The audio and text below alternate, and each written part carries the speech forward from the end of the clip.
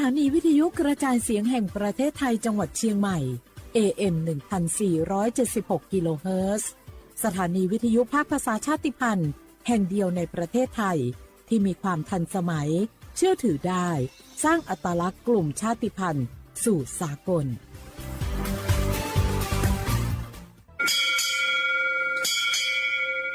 โอโบดะจ้าโอเบชอเปอร์เหมอซุงคาปอกว่าย้อซงอุดูธรรมาสถานีวิทยุภาษาชาติพันธุ์แห่งเดียวในประเทศไทยทันสมัยเชื่อถือได้แล้วพบกันที่สวทเชียงใหม่ AM 1476 กิโลเฮิรตซ์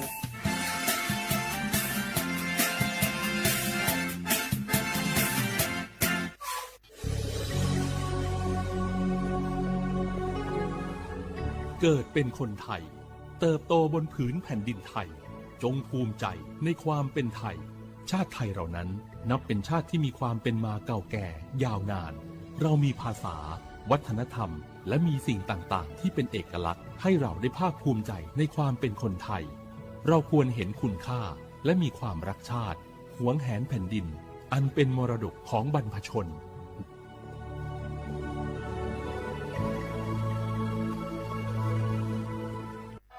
ฟ้าสลัวมัวแสงระวีส่องนกหยุดร้องวังเวงให้เงียบเหงามองฟ้าวันนี้เป็นสีเทาอกประชาหมองเศร้าระทมสวงด้วยพระราชธิดาพระองค์ใหญ่เสด็จคันไลสู่แดนสวงเสียงร่ำไห้สะท้อนสถานสวงพระเป็นดั่งดวงใจไทยประชา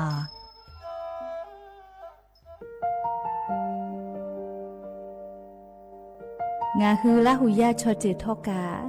ไทยมีกเวจอมออเอโลอาสะและไกเปวิทัปปะตองาฮือนิมาลูจาเวโยงาฮือมีเวอเอโลแลมีจอมอเวอปาโลเกโลมุนอมาโคโลโกอิเปเวโยงาฮือเตกาเลเลกางาฮือมีจอมอเอโลทะหะเวอคโลยอทะคทากะดอนอเชตุโยงาออโตแลละหุชอเจเวอตาละหุคอเป้าเสมานาคาโบเพวิโย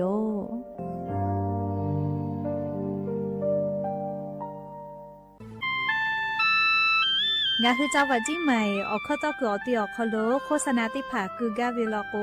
จ้าดาลาเพวิโยอลโกงาคือจิ้งใหม่ออกคอโลเวสถานีวิทยุกระจายเสียงแห่งประเทศไทยจังหวัดจิ้งใหม่แลออกข้อต่อเวสายาติผาสู่ไกเวกาวูจ้านอฮือและโฆษณาติผาคือกาเวลโกจ้าดะคือโทรศัพท์นัมบะแม่0 5 แซนี่4ขอ0ขอฮีไม่ให้เลกะ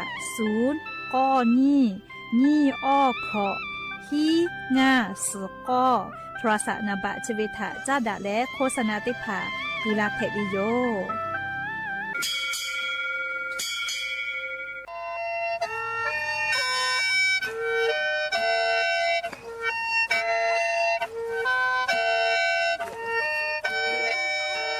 หะเวอวิยวเนียละหุยาติกาเลเลทาตาอุยอยาเวอคอโลละเซจาเลอไรกาอบุดะจาอคอโลหะยูลาวิโยแมนอคือกากะเชเวอคอตอคือเชเลจีใหม่ขอยาลอยาอคอตอคือออตีสถานีวิทยุกระจายเสียงแห่งประเทศไทยจังหวัดเชียงใหม่ AM ติฮิโอฮาสจิคกิโลเฮิรตซ์ติไลปืตาเลนพอติพอ Facebook Fan Pageสวทเชียงใหม่ AM 1476พ่อไลฟ์สดติดต่อไปเชวิโย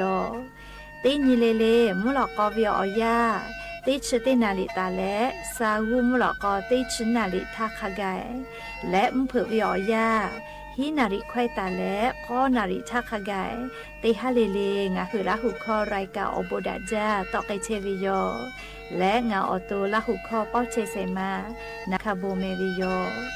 งาคือละหุยาติกาลิเลกาละหุคอพอนาเลออาชุยอละหุชอเจทะติแกโอกาปิดาไปเพวิโย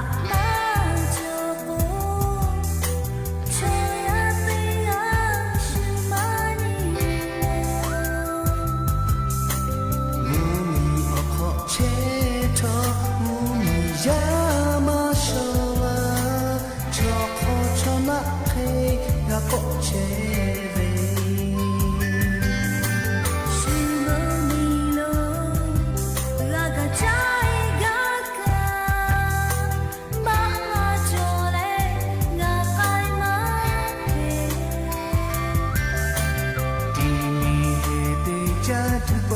ลาทบาพูปีลากามาจอเลชีเยมายาทุกขันจามาจอโปเฮกาเฮกาเฮกาเฮปีมาเชโทมาเปียวไอโทมากามีคือเวโบนาโอหากให้ตีเลอาชาติดูเลชิตาปาโปโออินิโลโนฮึบะงาตุโจจาเลมาลาชิเจโปอาชิโยเลเชกุโลคาเนเชโปกะจาเล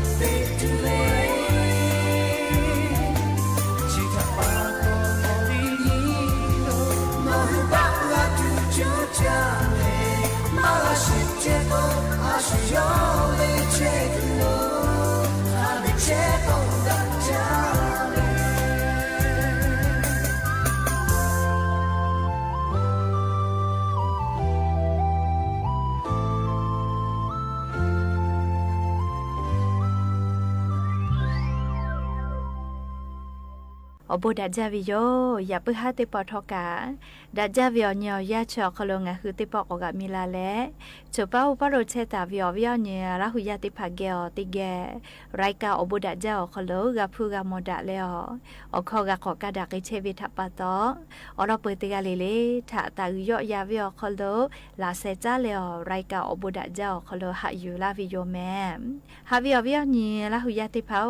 ชติจาวิโอยากาเนี่ยคือไทมิงก็คโลแลมุยิคืออยาเพวิตาปะตองาคือติกาเลเลทอกาเชซาจอซาพอวิทาอายิเตแมติกาเลลิกาจาวิดอวิเชวิจอวิเตเจเลเลพออายิอยู่แล้วอาชุยอตุยอยากาทะคเดนหาซาดักอิสิแมยานี่แลชุดิซอคโลสเปญีนีสหปาจุเรหะปอคโลยานี่ติชออนีญูนีเพวิโยและจะขอนี้ฮีนี่จะขอขอ หาเวียวเนี่ยละหุยาติเผาเตหะเลเลเวียวยาฮินาริควายตาแลก็นาริทักขะไกเตหะเลเลงะคือละหุคอรายกาอบดะเจ้าคอลตอกไกเชวิโย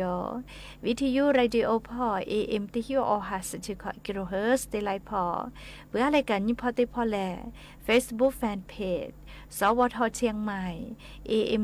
1476พอกะไลฟ์สดติดต่อไกเชวิโยงะคือละหุยาข้าพ่อซัพพอร์ตจอก็อุพอพอนาแลติแกนี่คือละหุชเจทาโอกาปิดะไกแพวิโยและชุดที่คือหนูคือกะกะเชวิโอคอเชแลงาละหุคอป้อเชเสมานะคะโบเมวิโยงาคือออกเข้าตอกอตีแลสถานีวิทยุกระจายเสียงแห่งประเทศไทยจังหวัดเชียงใหม่สำนักงานประชาสัมพันธ์ที่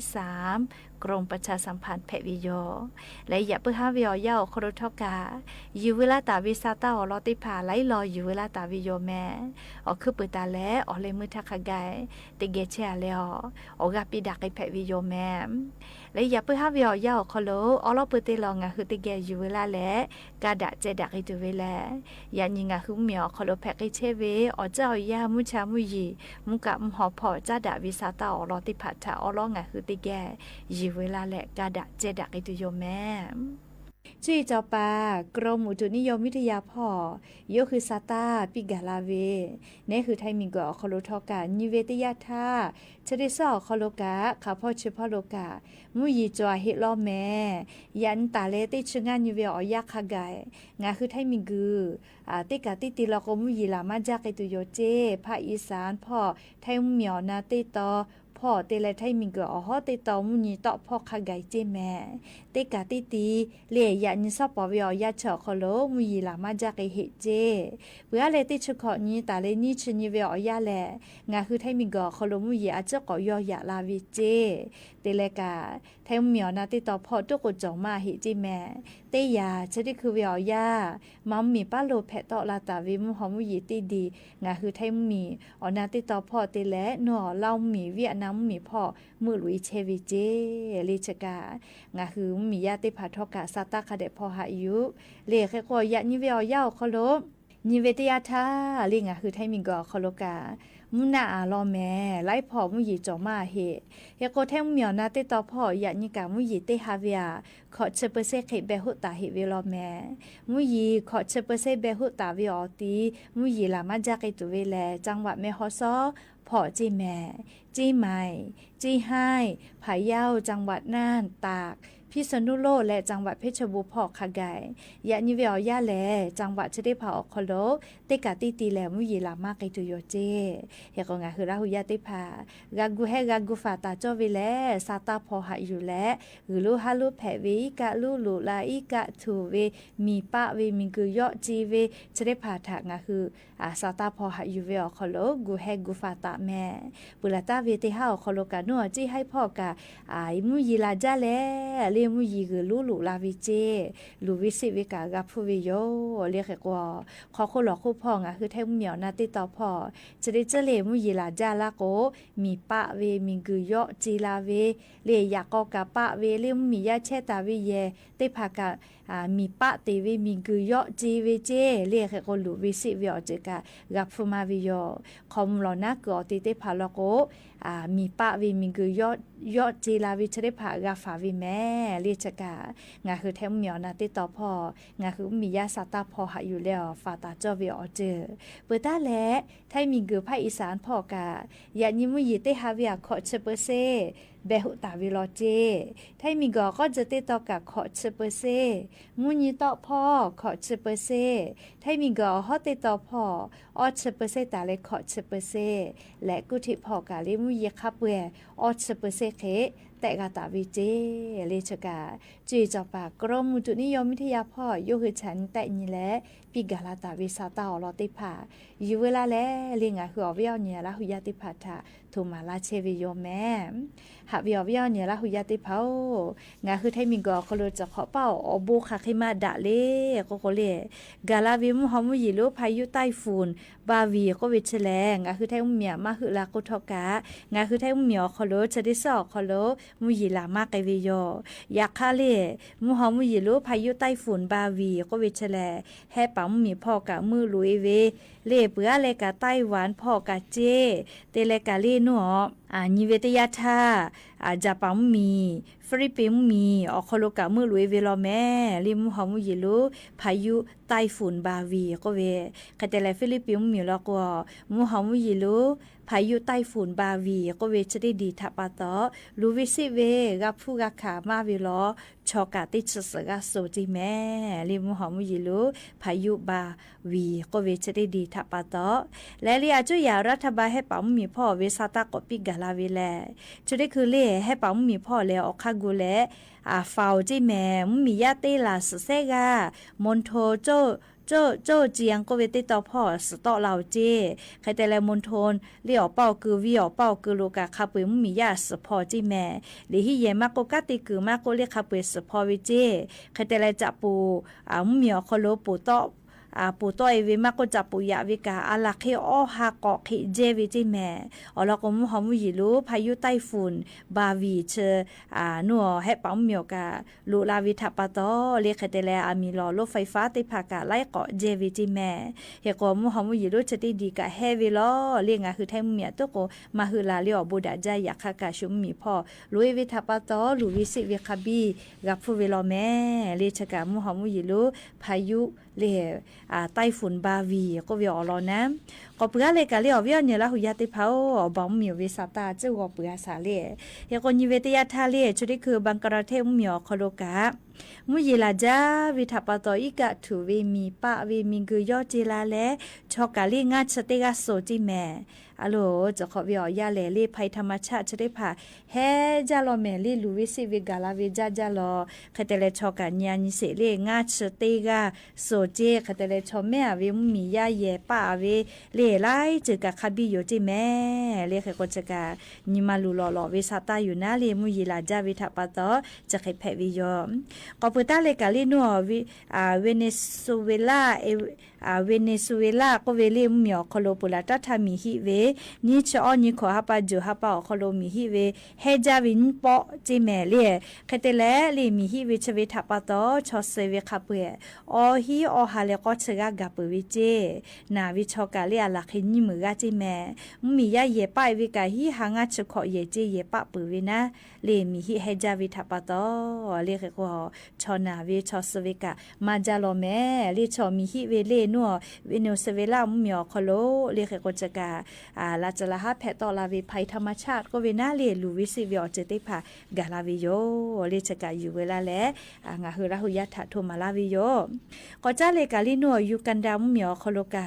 จะขอวิอยาแลมีกะจะได้สอคโลปรากฏการเอลนิโยก็วิแพวิทัปตอจะได้คือแลเลยูกันดามมีอคโลมียาติภามือสกะเซวิเจติชุขอกะเกาจิแม่มือสกะเซวิเลจะได้คือรัฐบาลยูกันดาพ่อซาตาปิกาลาวิแลปุลาตาเวติสอคโลเจยูกันดามมีอคโลเลนัวรักคาราโมจาก็เวติต่อพ่อเจแมรี่อยู่กระดังมีวิเตต่อจะได้ต่อคอโลมุยิมาลาวิมอเจ้าวิทัปตอเรียมุยิมาลาเลกูชูกูแค่เตเลเรียมือตาวาตาวิมอจิติตาวิชอมากะเจ้าวิจก็มาเซยปือเวกูชูกูแค่ไกเวเลจัตุดอตูหากอวิเจปุลาวิออฮาปาทาตาเลกาเลชดิฮาปาคากายมุยิเตปอยกะมาลาเจปุโธก็จะแม่เลจะเคจะแผละก็แลมือลูฮาลูแผละอยู่ให้แม่เลอลอกงาคือติตาวิมอจิกาจัตุดอตุกาตีมากาอีกะมาจอละก็แลเลมือลูกกะลูแผละวิโยเคก็จะได้คือวิอยาอยู่กันดามมีอคโลเลมุยิมาลาวิทัปตอมือจ้าวาจาเชเวกเกษตรกรหมติผาทอกะเชมาเกาเจเลมือสวีเจก็มาเลียมจัตุมาจอเวมือลูกกะลูแผแลชอกะติชุขอกะโซเจแต่ก็แลเลชุมมีพ่อมุยิมาลาวิโมแล ลีกูชุกุแค่เตแลลูวิสิเวกับฟูกับเพเชเวอลอสตาติพาอยู่เวลาแล้ววิอเนี่ยละหุยติพาชะก็มาลาวิโยแม่ก็จะเลยกะลีอบอมมีวิสตากะก็ไปเปิดวิทัปปะตอนามาอลอกะลีอาจจะก็จะเลยก็ไปสานแม่วิอเนี่ยละหุยติพาอเมริกามีแล้วเลยอีหลังมีเตปอกก็ยะดาลาวิทัปปะตอนามาเลมีก็โคโลนามาอฟูก็เปเซตะวิจิแม่เลขแต่ละชุดคืออเมริกามีประธานาธิบดีโดนัลด์ทรัมป์กะเลนามาโกลาคืออยากก็คาลาจืออยากก็คานาเลช่องแค่ฮอร์มูสก็เวติต่อพอบ่อยู่วิเจเลขแต่ละชุดคือเวออยาวโคโลเรียนอยากก็ชดิจะคาติมีภาวิลกุกะอฟูก็อากูวิเจคาติแล้วชดิคือเวอยาเรียอเมริกามีแล้วอีหลังมีกาติปอกอตาบอดาเชียววิโยเลจะเคเตียลาวิทัปปะตอมิงโกโคโลนามาอฟูก็เปเซกอตาลาวิเจเลก็เปเซละเคติชเปเซจิแม่เคกวนามาฟูเลฮิชเซบะจุเซชซาตาดอลลาร์สหรัฐบาเลจิแม่เลฮิชเซบะเลฮิตเซดอลลาร์พะเคกาวิจินามาเลเตบาเลเวนาเลชออเมริกามีอคโลนะจะเคเตลาวิทยาธามิงก็โคโลกาเตปอนามาอฟกอตะลาเกตุโยเจมีสุสาลาโกแลนามาอฟตะเลกาจากาดอเวกาเตปอก็แพฮาวิแม่เรียกก็จะกาอบอมมีวิสาตานาเลอบอมมีวิสาตากอปูเลเตปอเลงาหุมมีอคโลเวสาตากอกอลาซาแมมปุลาเวอันทะเลมัวกุธิพอกึกอตีโรงเบียร์ลาดพร้าวพออามิตุเวอคโลชอสเวกากาติตะลาเชโลแม่จะเวแลลียาสนาเวจะเล่าจุเจเวนาลียานีติชอนี้ยาซอกอนาริเวอยาคโลมัวโรงเบียร์ลาดพร้าวกึกอตีผับอคโลอามิตุและชอสเวกอตะลาวิจิไม่กุนช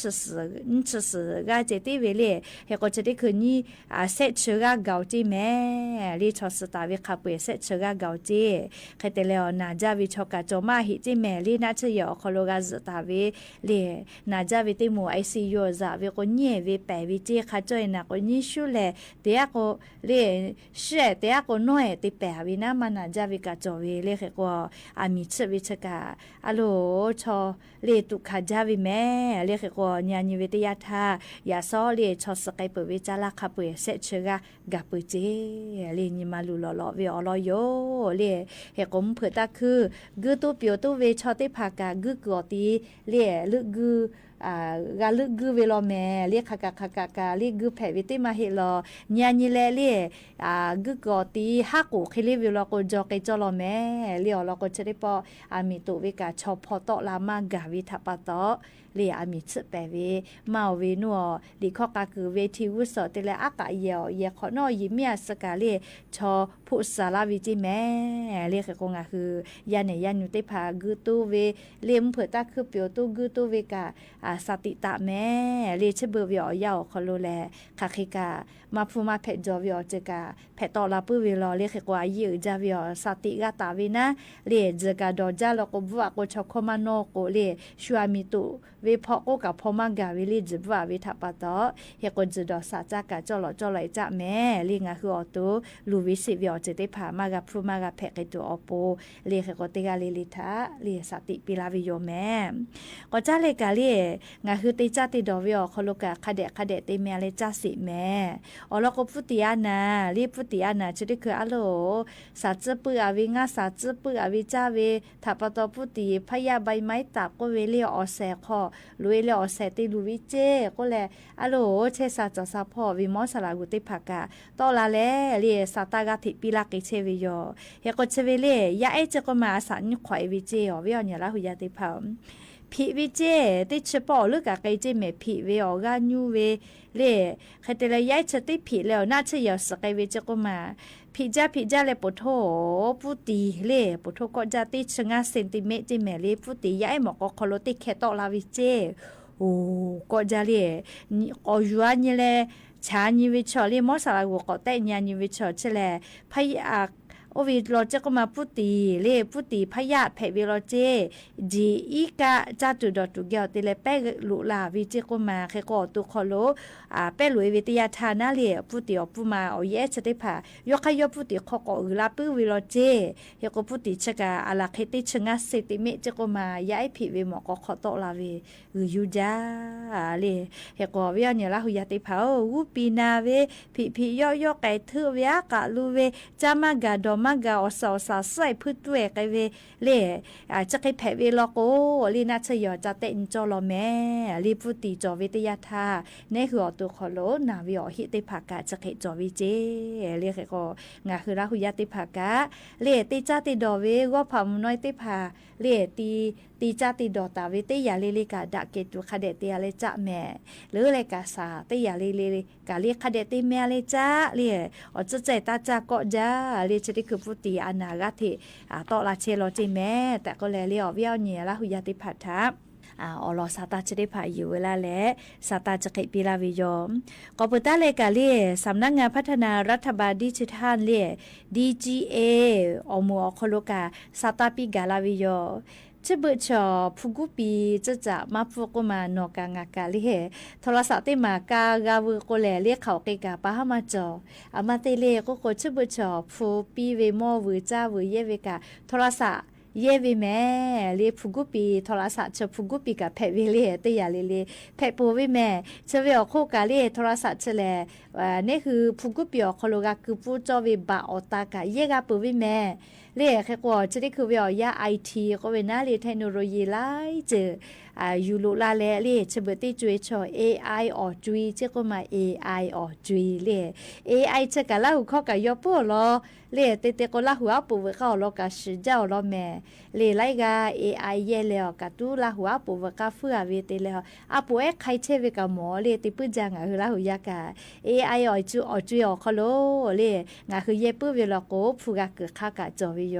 อยากให้เยวิอคอโลสติมาตาเวลโกลูตุสิตุวิอเจกะกาลาปื้วิแม่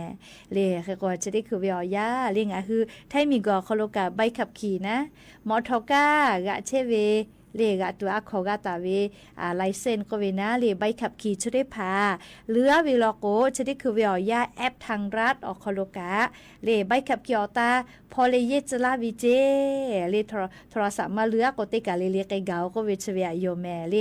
เฮก็งาคือบะติผ่าเอกสารติผ่าแล้วก็แอปไทยดีก็วิอคอโลยูแพวิโยเลบะประชาชนตาเลเยนะบะตาเลกะติยาเลกะเลเชเบวิอจิอยาคอโลซาเจ้าแม่เลก็จะกาอยู่เวลาเลเลียววิอเนี่ยละหุยาติภัทธะโทมาลาวิโยเลียวเจ้ายาคาสเลงคือชอยาสติกอคอโลเยตุวิอเข้าคาติภากะมูลาเลวุสพ่อไกเชี่ยวแม่แต่ก็แลงาคือลาหุยาทาอรอซาตาปีลาวิโยแม่จ้าเลวจะได้คือลิคอติปุนาซาเลซาตากาป้าเป้าลาเวมาโหนะและอย่าปึฮาติปอทอกาชิลากาลาตุเวอรอซาตาติผาจะใครไม่จะได้โยแม่ลุลาเลกากาพนาเลออกาปิลาเชเวติกาเลกาอบูจาแม่ติกาเลซแม่กาแม่เชซาจอซาฮาเลดอซาปีอบูจา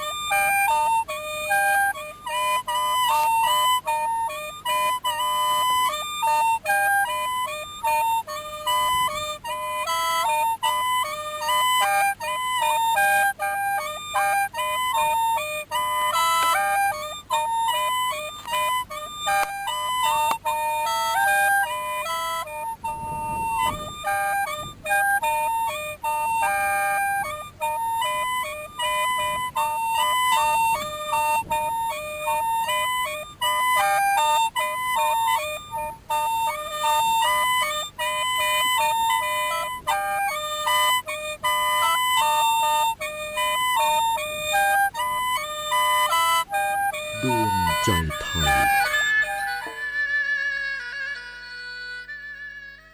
ขอเชิญร่วมงานเฉลิมพระเกียรติพระบาทสมเด็จพระเจ้าอยู่หัวเนื่องในโอกาสวันเฉลิมพระชนมพรรษา 28 กรกฎาคม 2569 ในงานสายน้ำแห่งชีวิตใต้ร่มพระบารมีสืบสานวิถีรัตนโกสินทร์ร่วมพิธีจุดเทียนถวายพระพรชัยมงคลพร้อมทั้งกิจกรรมอื่นๆอีกมากมายในวันที่ 24-26 กรกฎาคมนี้ณสวนสาธารณะป้อมมหาการเขตพระนครมาร่วมสัมผัสเสน่ห์วิถีไทยไปพร้อมกัน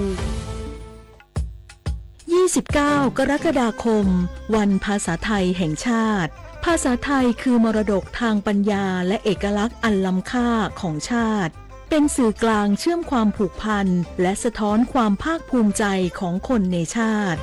ร่วมกันรักษาความงดงามของภาษาด้วยการพูดอ่านและเขียนอย่างถูกต้องเพื่อส่งต่อคุณค่าแห่งเอกลักษณ์ไทยนี้ร่วมกัน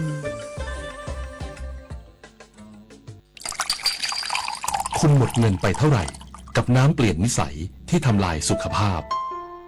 แล้วคุณพลาดโอกาสกอดคนที่รักไปแล้วกี่ครั้งเพราะฤทธิ์น้ำเมา วันเข้าพรรษานี้หนูไม่อยากได้ของเล่นชิ้นใหญ่แต่อยากได้คุณพ่อคนเดิมที่แข็งแรงกลับมาค่ะ30 กรกฎาคมนี้วันเข้าพรรษาและวันงดดื่มสุราแห่งชาติร่วมลดละเลิกเหล้าเข้าพรรษาคืนความสุขให้คนที่คุณรักโทรฟรี1413สายด่วนเลิกเหล้าประเทศไทยพร้อมเป็นสะพานเชื่อมเมียนมากับอาเซียนเพื่อแก้ปัญหายาเสพติดสร้างเสถียรภาพชายแดนและความปลอดภัยของประชาชน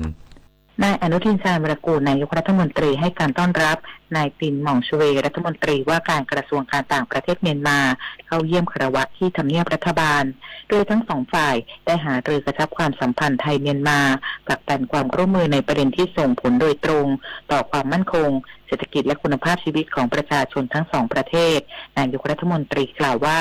ไทยและเมียนมาเป็นประเทศเพื่อนบ้านที่มีพรมแดนติดกันรัฐบาลไทยพร้อมทำหน้าที่เป็นสะพานเชื่อมระหว่างเมียนมากับอาเซียนเพื่อเอื้อต่อการแก้ปัญหาข้ามพรมแดนเสริมสร้างสันติภาพและความมั่นคงของภูมิภาคโดยรวมพร้อมเชิญพลเอกอาวุโสมินอองไลน์ประธานาธิบดีเมียนมาเดินทางเยือนประเทศไทยอย่างเป็นทางการซึ่งทั้งสองฝ่ายเห็นพ้องเร่งขับเคลื่อนความร่วมมือ3ประเด็นสำคัญได้แก่การสร้างเสถียรภาพตามแนวชายแดนขอให้เมียนมาเพิ่มความเข้มข้นการปราบปรามยาเสพติดการพนันผิดกฎหมายอาชญากรรมข้ามชาติการส่งเสริมความร่วมมือด้านเศรษฐกิจและการพัฒนาไทยยินดีถ่ายทอดองค์ความรู้ด้านการเกษตรเพื่อลดการเผาและบรรเทาปัญหาหมอกควันข้ามแดนและสุดท้ายการสนับสนุนบทบาทของเมียนมาในอาเซียนไทยเชื่อว่าการมีส่วนร่วมของเมียนมาในประชาคมอาเซียนจะช่วยเสริมความร่วมมือและแก้ปัญหาที่กระทบประชาชนในภูมิภาคได้อย่างมีประสิทธิภาพผลิตนาฏขวัญแสนสุขรายงานสำนักงานศิลปะวัฒนธรรมร่วมสมัยเปิดศูนย์ข้อมูลรองรับการจัดงาน Thailand Biennale ระยอง 2027 ผลักดันจังหวัดระยองสู่เมืองศิลปะแห่งที่ 5 ของประเทศไทย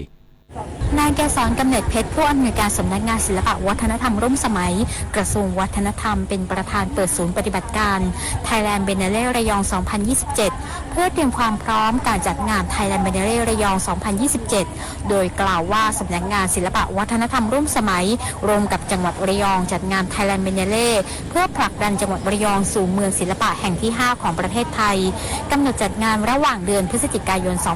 2570 ถึงเมษายน 2571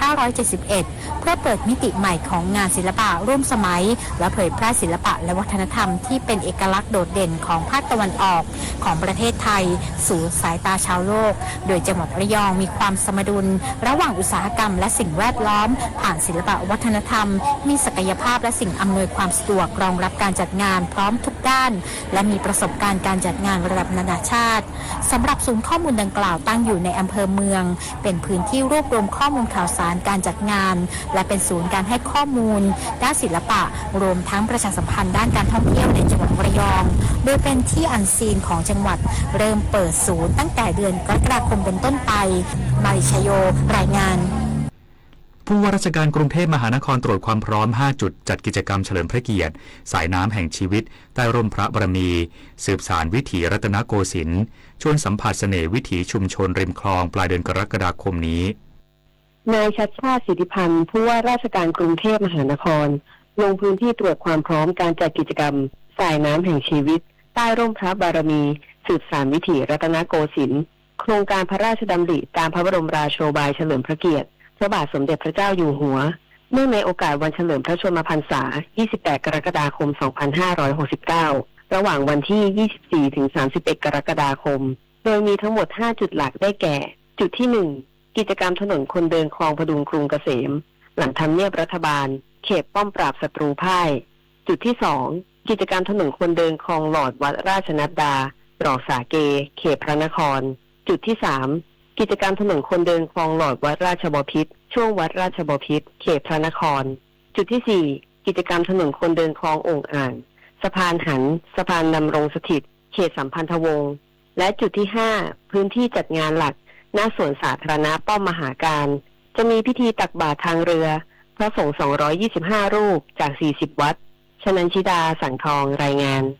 1 คนลดน้อย100 คนลดมากรวมพลังทั้งชาติไทยไม่ขาดพลังงาน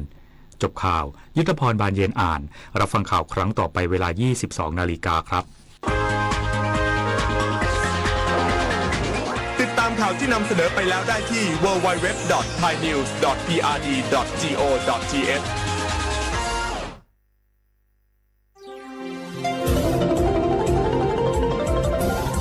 วิทยุแห่งประเทศไทยให้ความรู้คู่ความสุข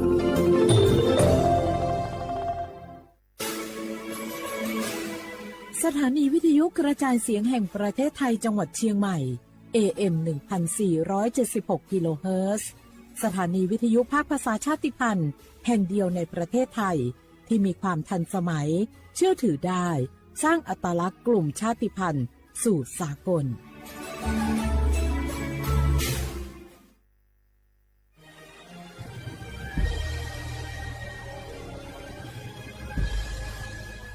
เกิดเป็นคนไทยเติบโตบนผืนแผ่นดินไทยจงภูมิใจในความเป็นไทยชาติไทยเรานั้นนับเป็นชาติที่มีความเป็นมาเก่าแก่ยาวนานเรามีภาษาวัฒนธรรมและมีสิ่งต่างๆที่เป็นเอกลักษณ์ให้เราได้ภาคภูมิใจในความเป็นคนไทยเราควรเห็นคุณค่าและมีความรักชาติหวงแหนแผ่นดินอันเป็นมรดกของบรรพชนร่วมภาคภูมิใจในความเป็นไทย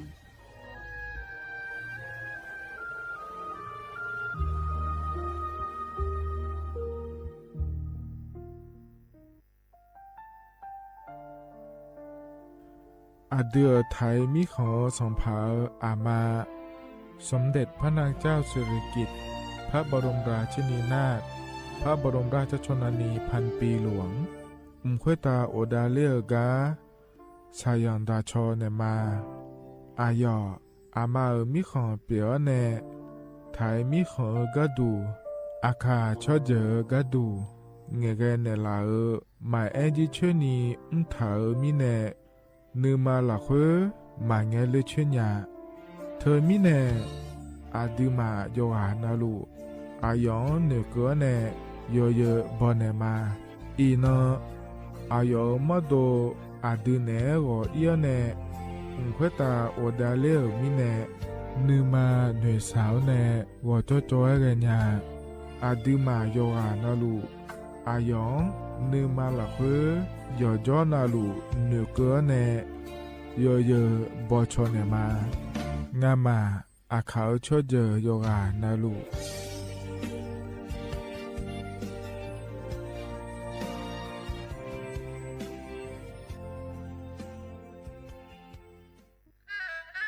กราบก้มบังคมบาทปิยราชธิดาพระเสด็จสู่ฟ้าปวงประชาร่ำให้ครวญนานาพระกรณียกิจในดวงจิตทวินหวนทุกเราเศร้าในสวงพระคือดวงใจไทย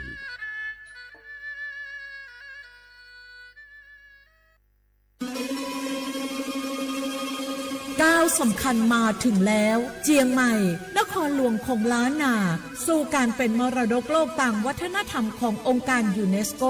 เมืองที่ยังมีชีวิตและมีประชาชนอาศัยอยู่ร่วมกันวันที่ 3-8 สิงหาคม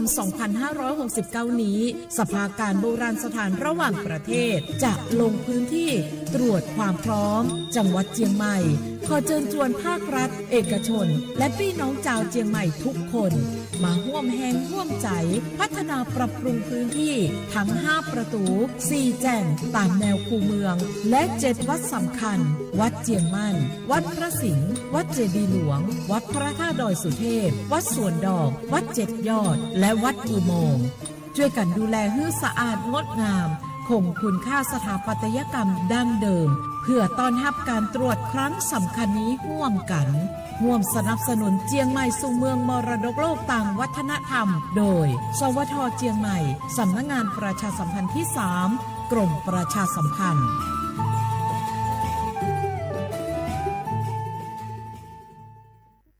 สปสชโยอานาลูกาดูยมือจสาโดลัญญา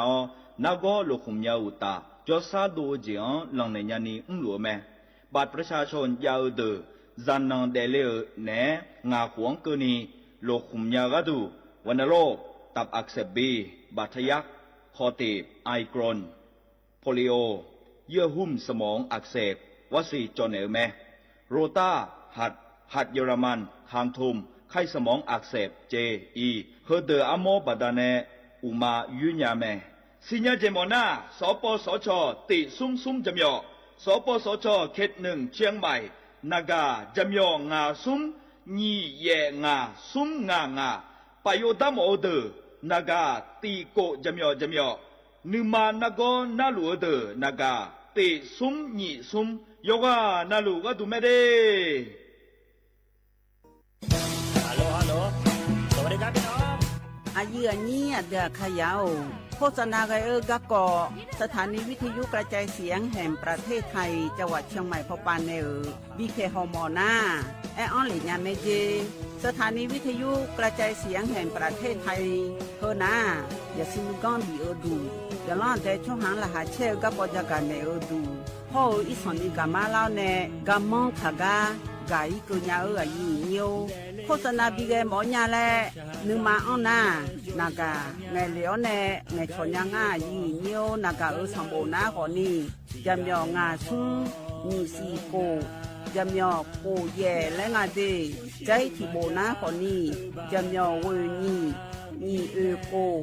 แย่งาสีเวและงายีเนียวมาเจอเกญา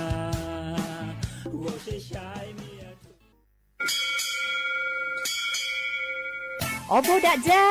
โอเวชเปอร์เหมือนสุงคาบอกว่าย้อซองตูดูธรรมาสถานีวิทยุภาษาชาติพันธุ์แห่งเดียวในประเทศไทยทันสมัยเชื่อถือได้แล้วพบกันที่สวทเชียงใหม่ AM 1476 กิโลเฮิรตซ์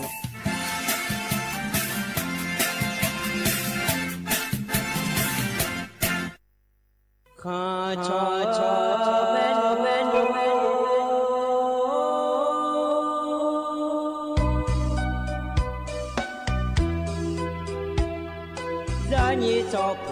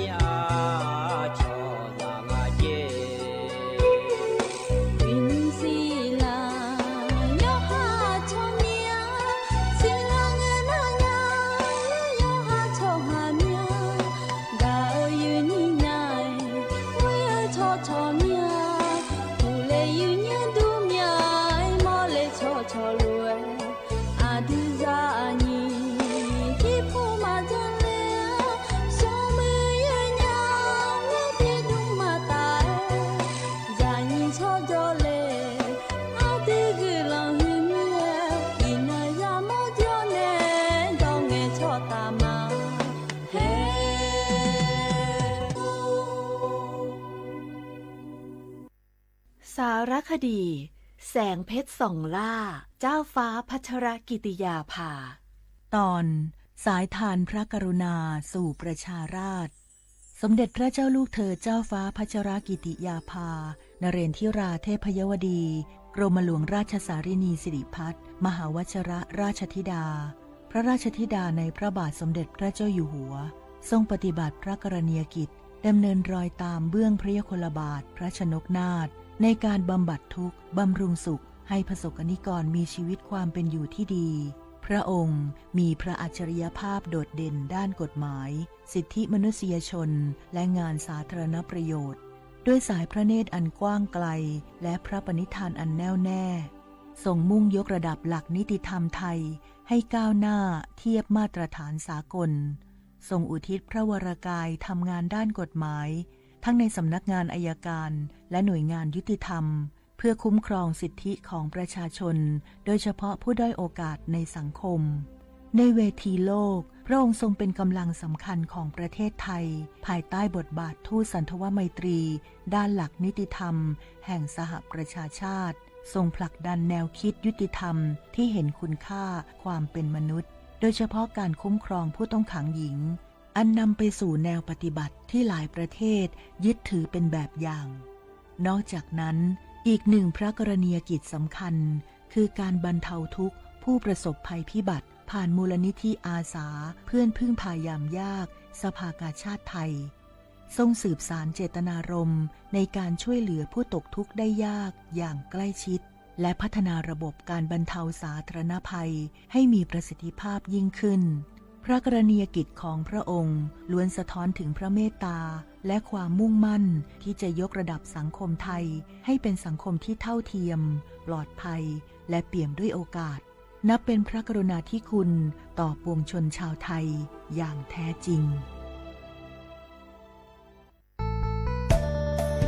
สถานีวิทยุกระจายเสียงแห่งประเทศไทยจังหวัดเชียงใหม่กรมประชาสัมพันธ์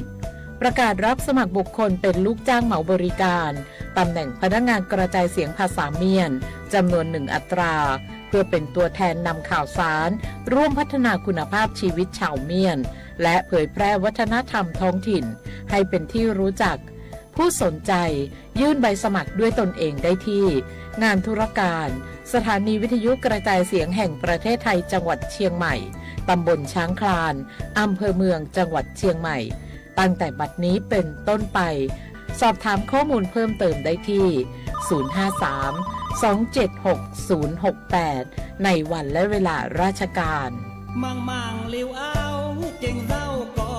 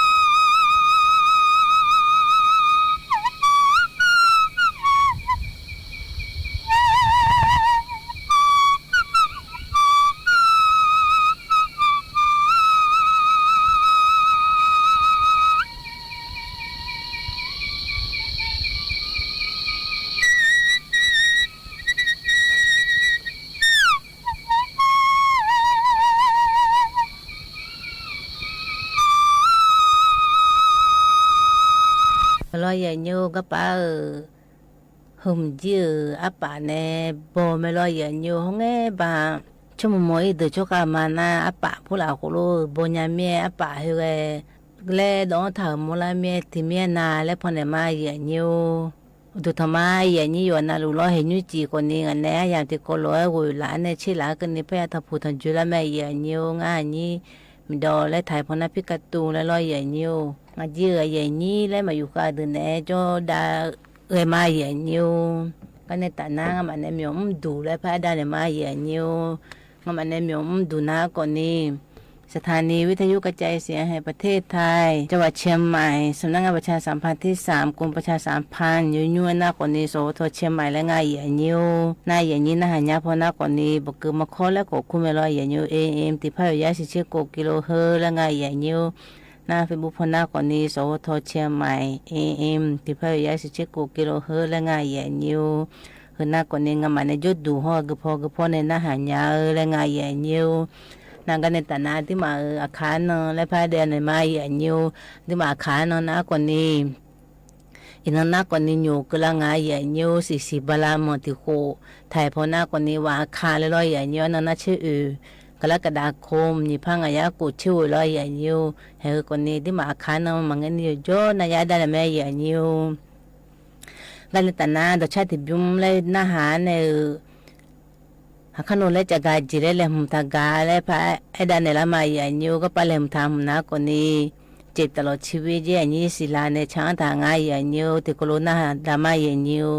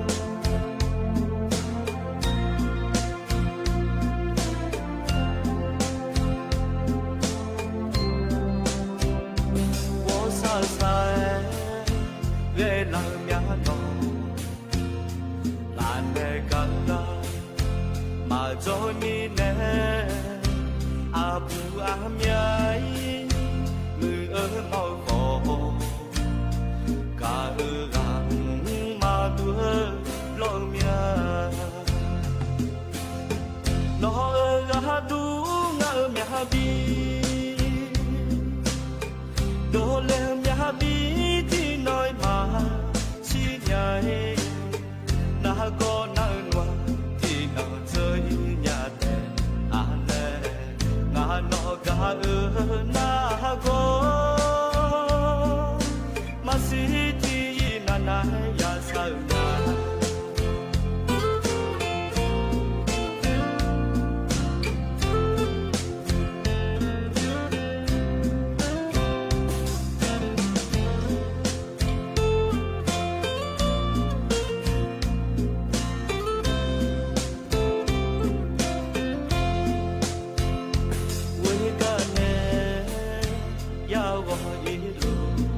subscribe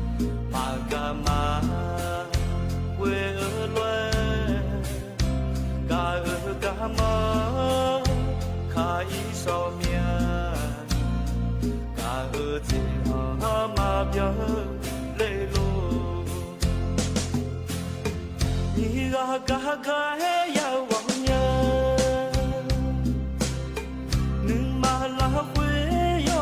bỏ lỡ sa jo sa ma o nu sa ma ya nya ma nu ka go i ka ho ga mo cho ne no do du ma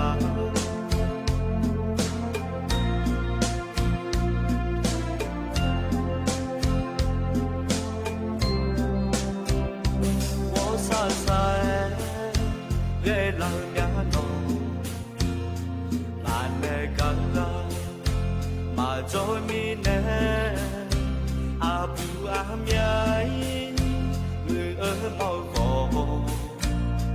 cả ở gang mà tua lo mia nó ở ga du ngã mia bi đồ lệ mia bi thì nói mà chi nhai na có na loa thì na chơi nhà thế an lệ ngã nó ga ở na có mà si thì na na ya sa nhà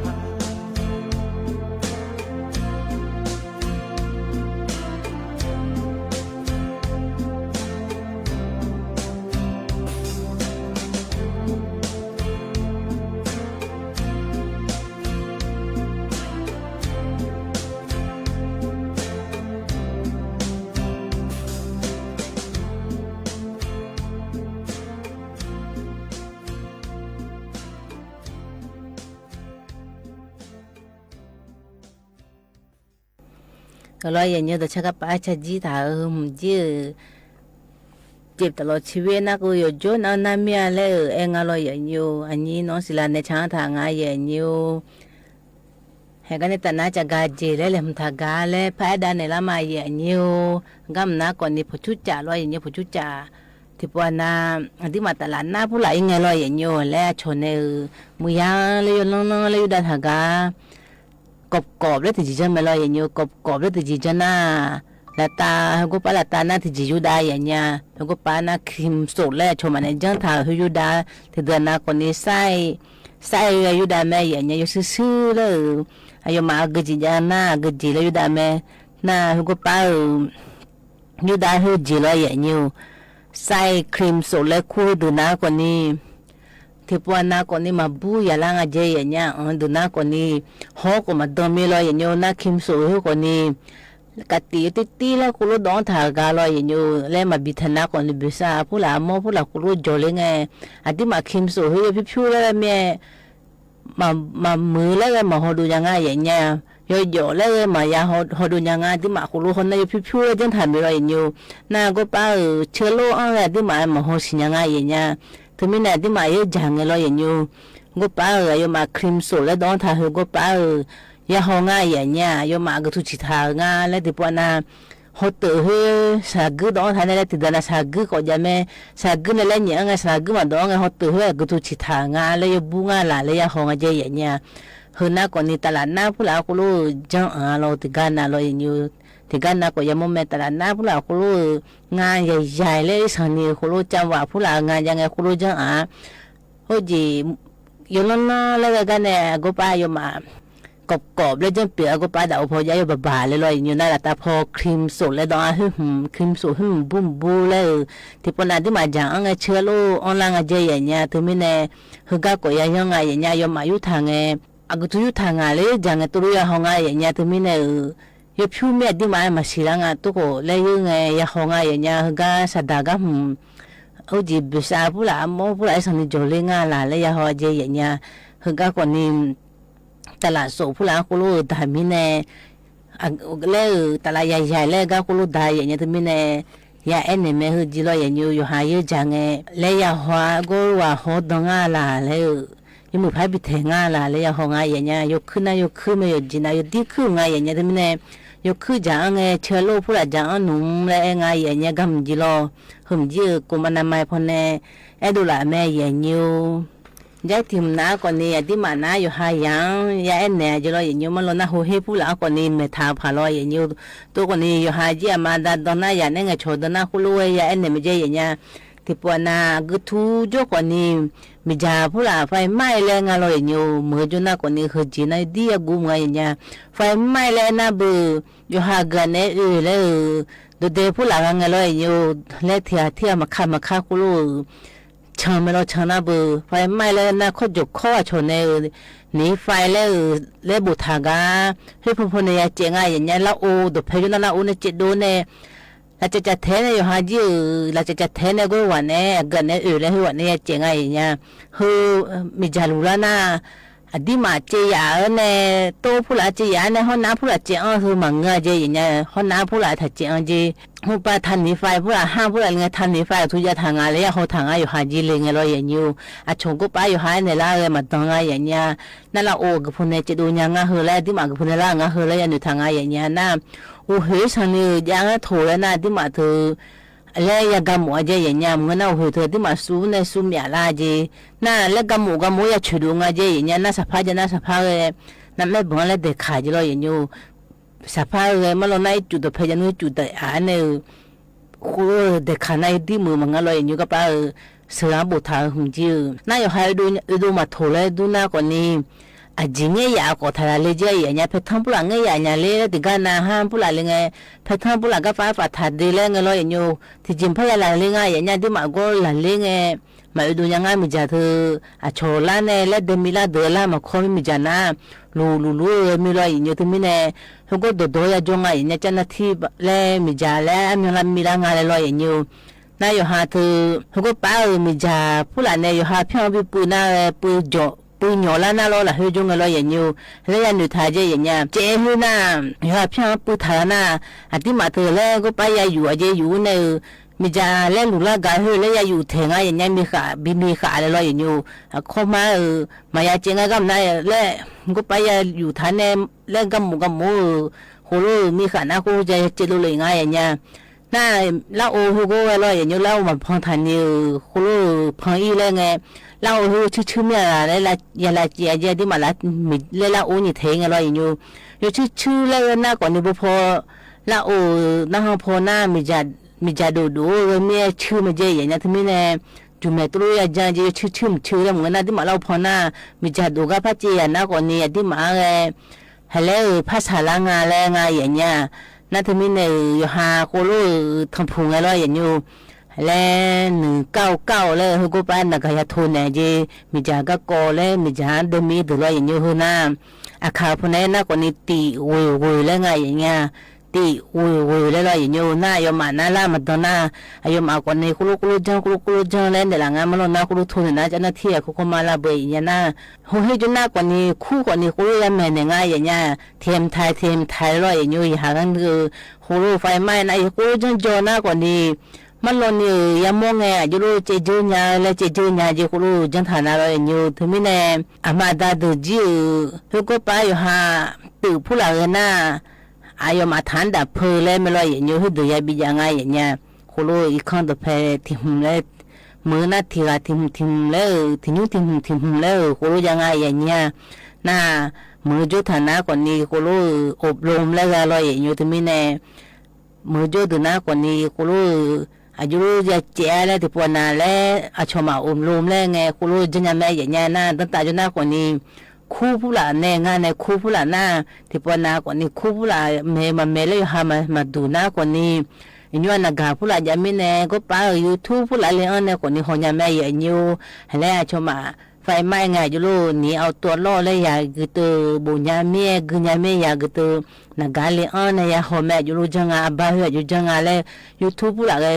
คือที่ปนักคู่ผู้หลาน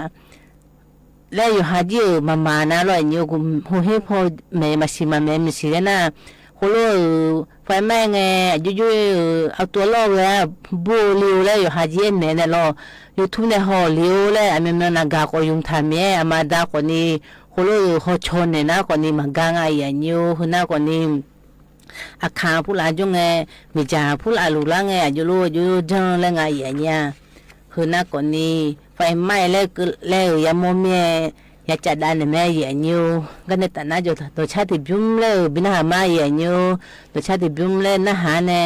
คนนู้นเลยทำทากาแล้วพายเนี่ยดารามาอย่างอยู่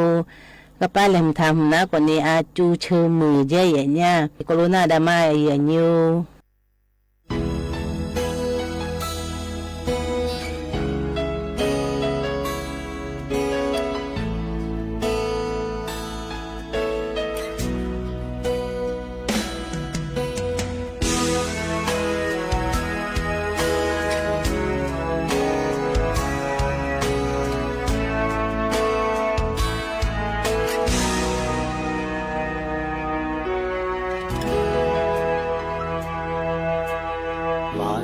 มายังขอยามียา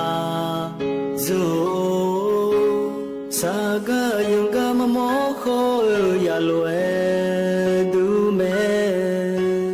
ยากูกุงเอโลเวนึกยอนึกเจเดหาเบียวโมโลเอจีนิมยาเบียวอเดบุลิโอมีเยเมซีချောဟာမေစီစုတုံဇလွဲရတဲ့တာမဲစာခေါ်ရောက်ပေါ်နော်ညာဤနော်စုတုံဇလွဲစာညာရောက်ညာပြဲညာလဲရိတ်ချဲတောင်းတဲ့စာခေါ်ဒီကိုလိုဝဲနူနူနူတူတာจงกานาฮอเนจอเดจิมจีเอตนามยาวมยังเอยาสัมภามีเยเนทาจีเนเวกาดูนีมิซาลุคุตาอาภามืออาเซกาโจ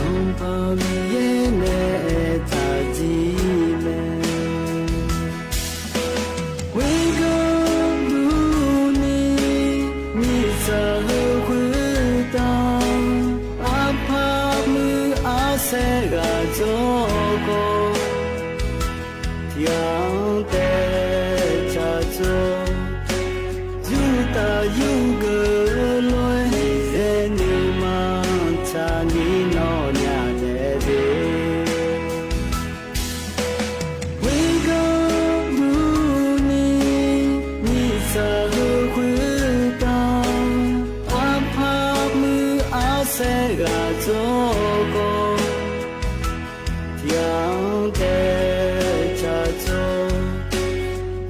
တာယူကလွန်ဇေနီမချာနီနောညာတဲ့မြေဇေနူမချာနီနောညာတဲ့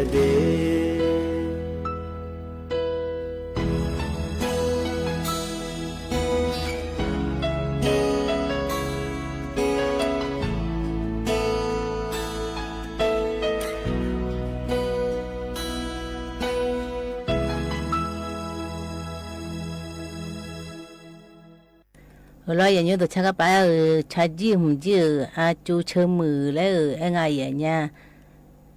ai như con đi na biểu tôi lo ya như hay cái này tao chắc gà gì lấy làm thà gà lấy phải đàn mà ya như các bạn khâu ya mò na con đi các bạn cho nó thì cho gì thì mẹ ya nha ba là bự cho dữ lo ya như là bự cho dữ là bự ya cái này thay sản chai ya ngà lấy binya nga ya nya na ayo mana amya ga le lap lon le ne jinga ya nya lap lon le ama la bu cho jiga ne ada mana pho thip me thip malo ne ada ma manga ada ma le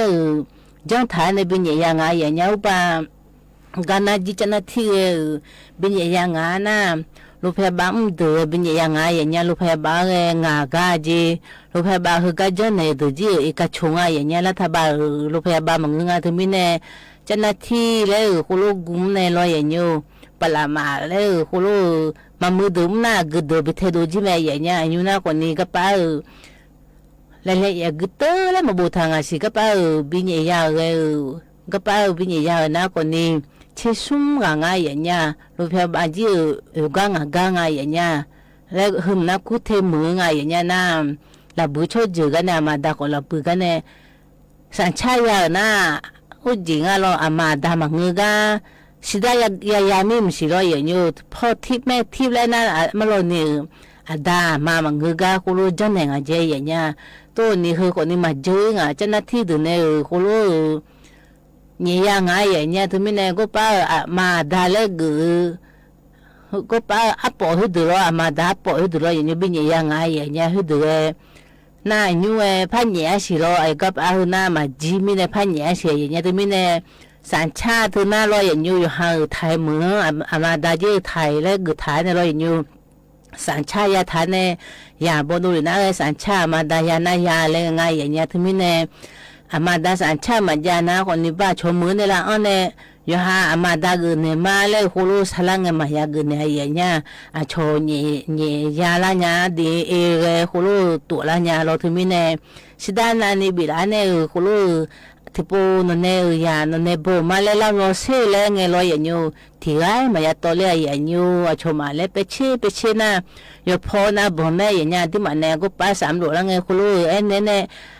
chỗ mà chỗ chế cái ya lấy nghe bộ hồ lô chỗ chế là na lo vậy nhiều amnya bon lem se yen to mine hale di ma kulu ya monga jo ta jo ne kulu ya monga jo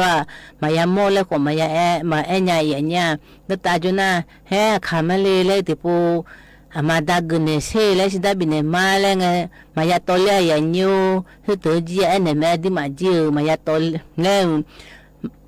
ga ko ni ti ji ma ge nya ma lo amada ma nge mi ne a cho nye la le ya ene ya nyu hu na ko ni ba ku the ku ru bi nye ya mi ja ga ne ma ya nyu na jai thim na ko ni gam na som lo ya nyu som ma ti ma si le ma cho thơ a cho ma le khá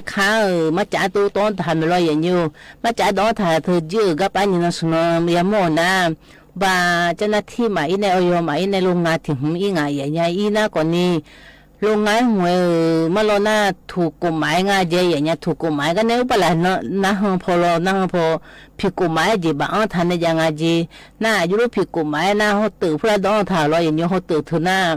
sáng cái đó thằng nó sáng phú là mà chỉ phát xuống mà chơi nhà ha xử lý mà chơi để mà nghe gì mà chỉ sáng yêu chơi xong bị chơi lại lấy cái phát xuống thằng này đó na còn đi đi mà mà na là chơi nhà cái bà sáng bữa mình đó thà chỉ lo nhà chơi lô phú là thứ này rồi cái bà số mà đi mà xử lý mà chơi đó thằng à thổ lấy rồi lo nhà xử lý mà chơi để khử mà nghe gì rồi cái bị đu lấy đó thằng này รสชาติให้เราอย่างนี้ช่วยโอ้นี่สมัยช่วยใจอย่างนี้น่าจะเช่ไว้有些车是都没叫路车嘛，这阿姐有些车比车来当他面他们呢，后果怕不这人家他们呢，那要嘛他后果是把出门呢把人呢葫芦好得得，或者当车子嘛当俺老人有什么考普拉考了就后果，那的嘛会怕呢个把考当怕人那个呢。du ni yo mu lo nga ye nya to ko ne di ma ju lo ne ya ho bo la na di ma ma on la phai ho go a bin ye ya nga lo to ni chen na thi ne ma in mo ne ho lo on do la da di ma yo ha ya ho nga ye nya nam som phu la tha ju lo ho nga le ma lo ne di ma ne ja ho je du le nga la le do ho ye ne do nga lo ye nyu a ju lo nya ho lo cha ho le ya sa so ju lo nyuเลยอยู่ที่เชื่อเลยว่าสิ่งที่จะมีอะไรเลยสัจจีสิ่งที่มันจะมาสัจจีมีอะไรเลยยาสาสวจะอยู่ฮัลโหลที่มีเนี่ยสัตดาอยู่บูเลยคุโรกันยาโยงอะไรอย่างเงี้ยน่าก็ไปเขาตื่นหัวก็ชมอันนี้อาบุถ่ายหัว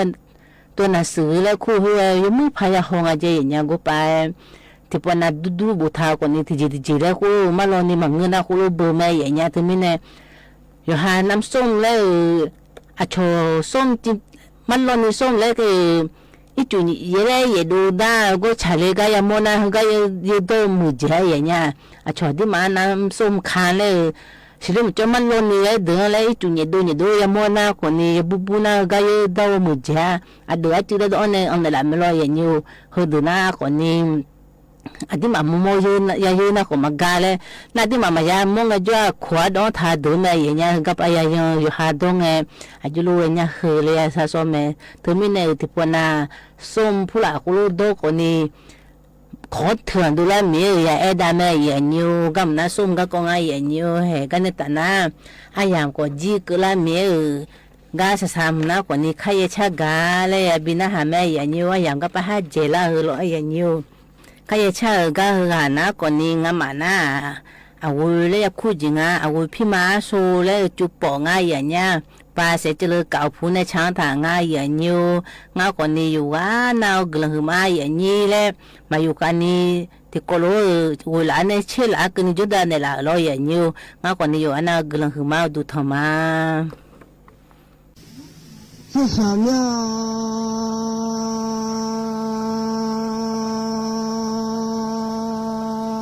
你是心妈妈，你在心妈妈，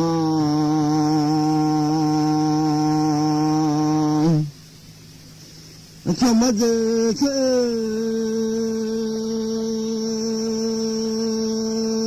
真爱比嘛这次，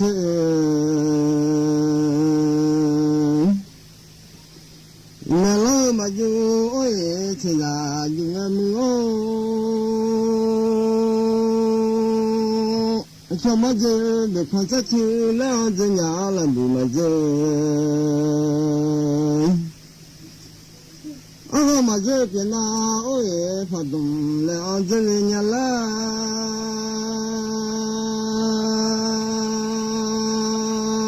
你把嘛子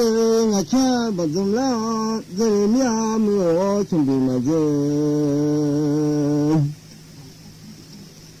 阿爹嘛这那个我也他铺了这里伢啦，老胡须嘛这那黑个路了，你老爱这伢么？那些啥么？你去准备有这嘛呀啦？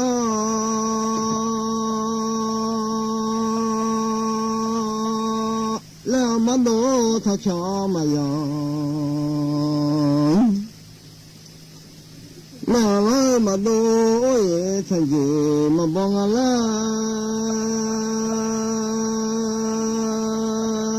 มีจะเลยไม่สิไอ้ชุเลอ๋อนี่loเอ้loยามยาดับไปเสียแล้วดูเลยเนี่ย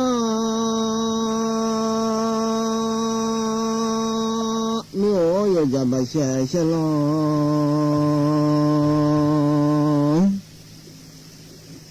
đô thọ cho mà nhỏ dê mưa mà nhỏ đô thọ cho mà chỉ phải chỉ cha đô thọ thà bà lê ni nhà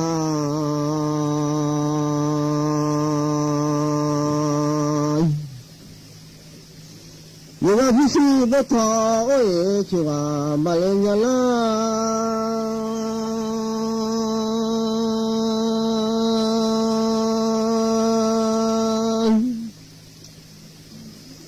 sẽ xem ya ngã ơi mà sẽ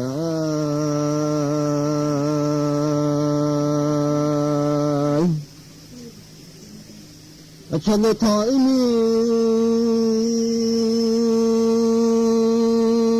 nó chỉ có làm ya mưa hùng nó thôi nó chỉ nó là nhá sao mà đốt thọ rồi cái giờ làm mình đốt thọ rồi cái sẽ xem nhá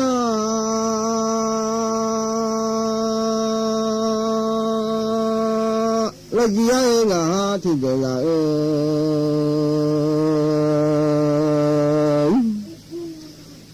mà lo mà già là vô lên nó sẽ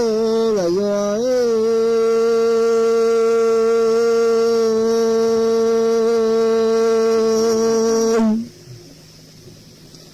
cái gì nó mà cho là lên mưa cái gì lên mà cho để sao xe mà cứ nó sẽ là bây giờ họ ra nhá để phải lấy vô mà ra mưa itu chưa mà cái nhá yên chưa phát ta nhà đã khó ngoài nhà mía đùa nhà đã khó chứ không là gì sao ơi thì tôi chỉ là nhà mà xem nước khó máu mi già dù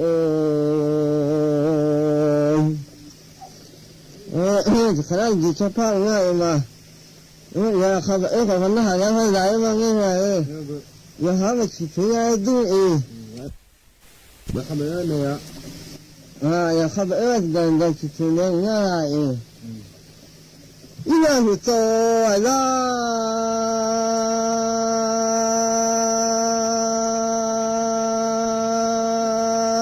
ôi bà mà hồi cho ra là bà mà xua ôi thảo là làm mà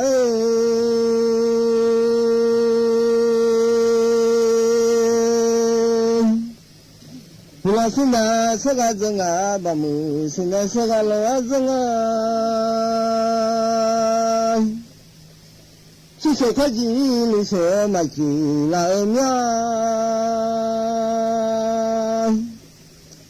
nhưng mà như bao giờ khán giả thì ra được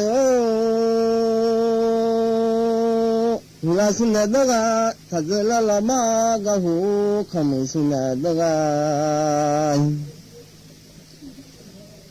không mình xin là đó là dân à xin được cái gì lúc đó ôi mà chỉ là em nhá là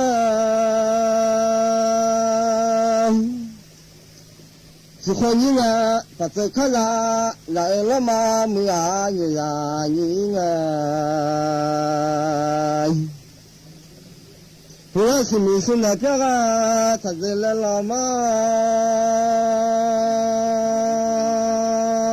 là xin là cái dân à xin mình xin cho phải đi lúc cha ôi mà chỉ là nhà la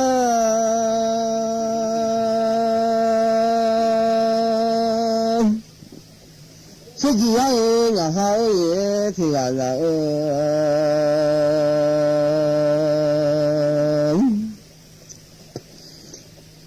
ทุลา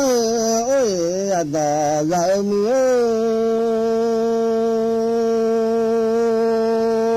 ยากยดาอบอชดายดา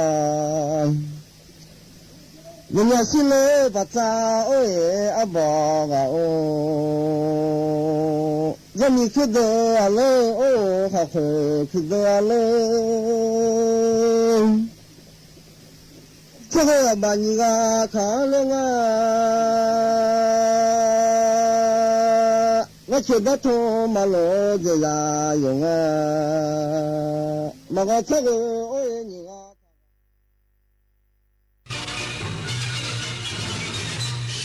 สถานีวิทยุกระจายเสียงแห่งประเทศไทยและเครือข่ายทั่วประเทศเสนอข่าวต้นชั่วโมงรู้เร็วรู้จริงเกาะติดทุกสถานการณ์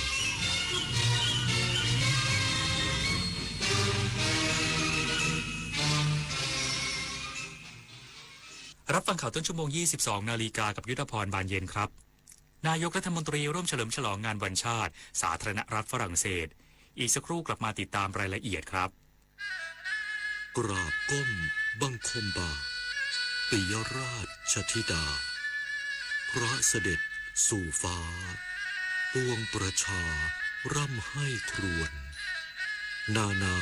พระกรณียกิจในดวงจิตทวินหวนทุกเราเศร้าในสวง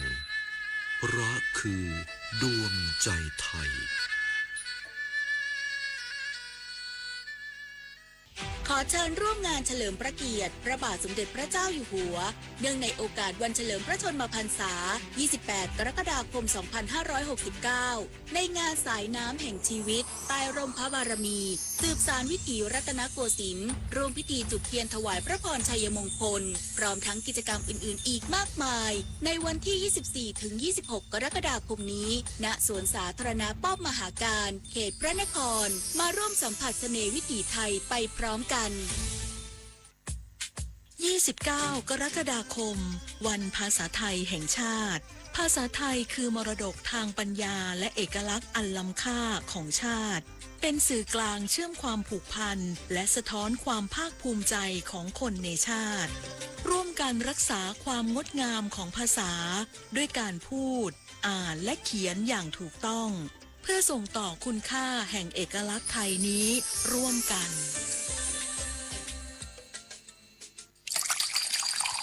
คุณหมดเงินไปเท่าไหร่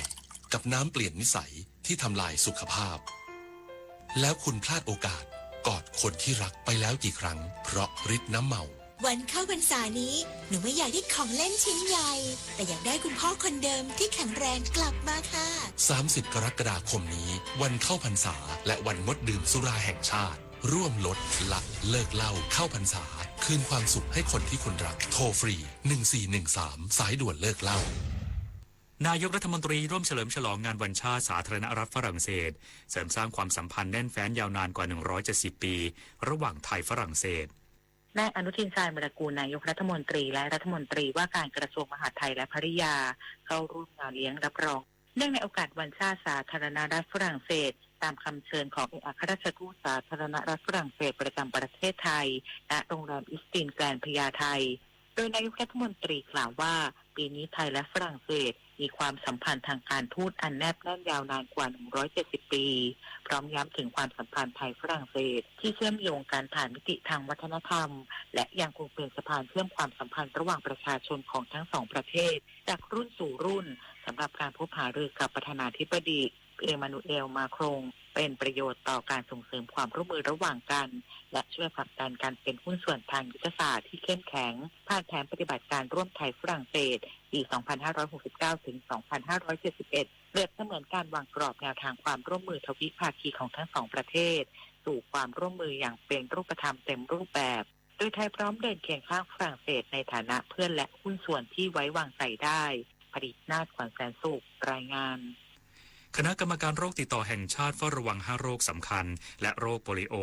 หลังพบผู้ป่วยโปลิโอสายพันธุ์วัคซีนกลายพันธุ์ชนิดใหม่ในสปป.ลาวนายแพทย์สมฤกษ์ จึงสมานปลัดกระทรวงสาธารณสุขกล่าวว่าที่ประชุมคณะกรรมการโรคติดต่อแห่งชาติครั้งที่ 4ได้ติดตามสถานการณ์โรคสำคัญทั้งในและต่างประเทศ เพื่อประเมินความเสี่ยงและกำหนดมาตรการป้องกันควบคุมโรคที่เหมาะสมโดยเฉพาะโรคอีโบลาโรคโควิด -19 โรคไข้หวัดใหญ่โรคไข้เลือดออกและโรคโปลิโอ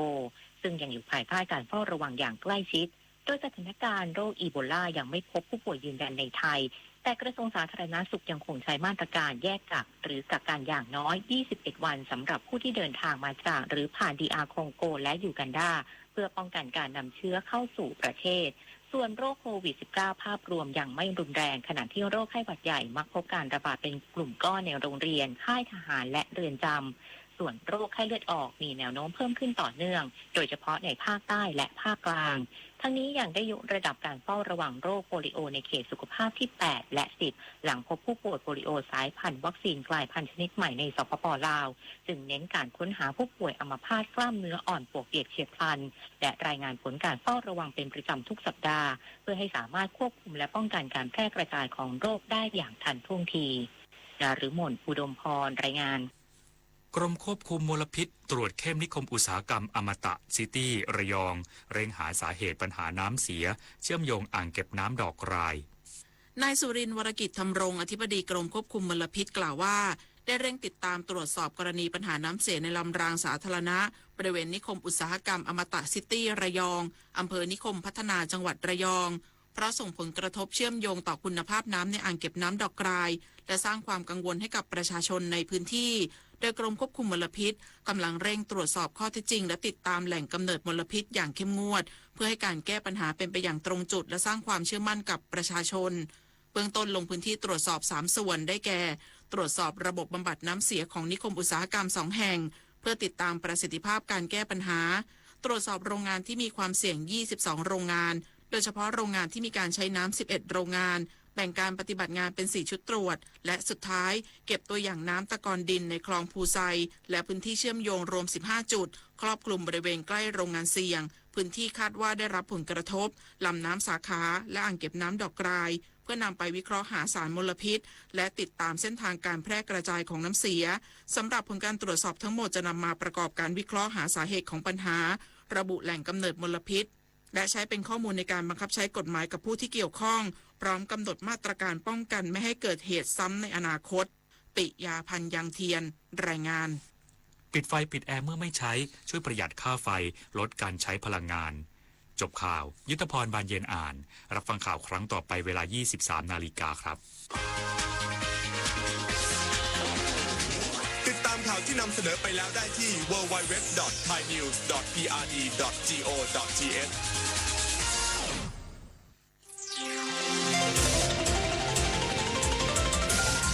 วิทยุแห่งประเทศไทยให้ความรู้คู่ความสุข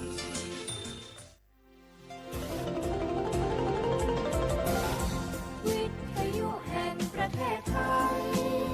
ให้ความรู้คู่ความสุข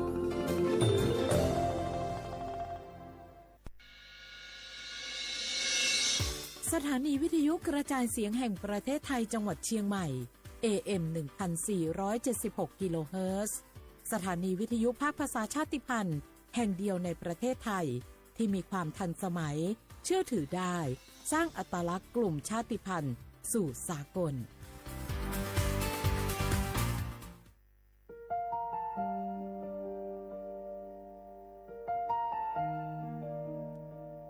ขอน้อมเกล้าถวายอาลัยสมเด็จพระพันปีหลวงพระแม่แห่งแผ่นดินผู้ทรงเมตตาเหนือเกล้าขอพระองค์เสด็จสู่สวรรคาลัยข้าพระพุทธเจ้าข้าราชการและเจ้าหน้าที่สถานีวิทยุกระจายเสียงแห่งประเทศไทยจังหวัดเชียงใหม่กรมประชาสัมพันธ์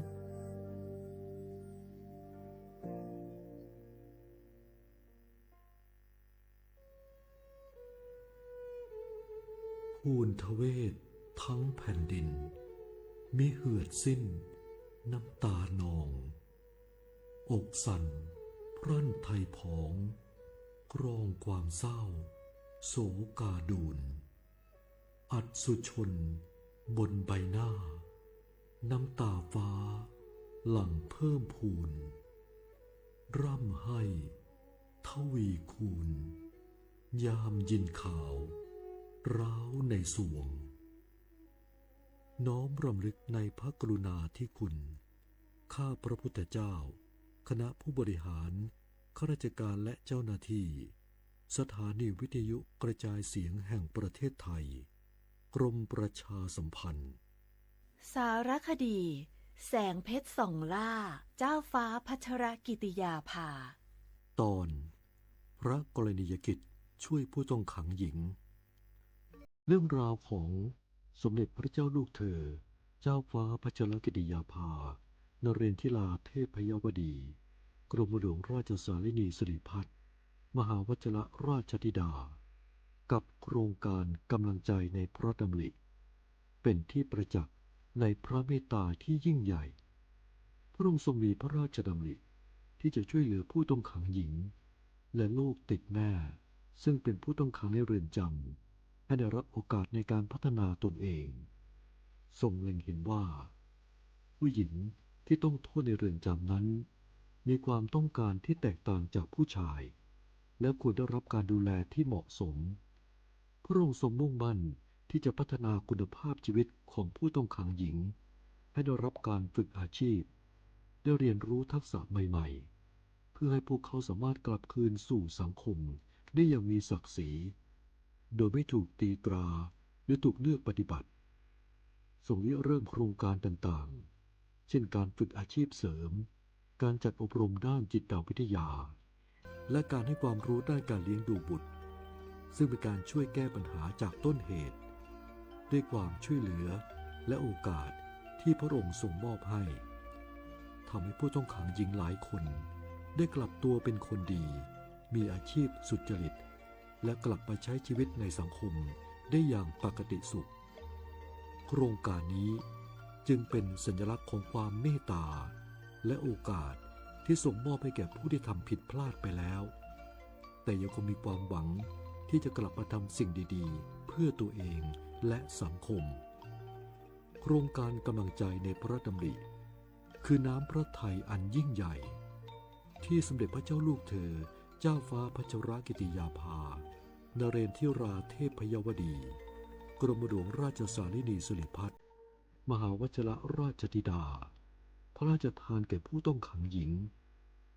ขอให้แสงแห่งความเมตตานี้สถิตอยู่ในความทรงจำของประสบกนิกรไทยตลอดไป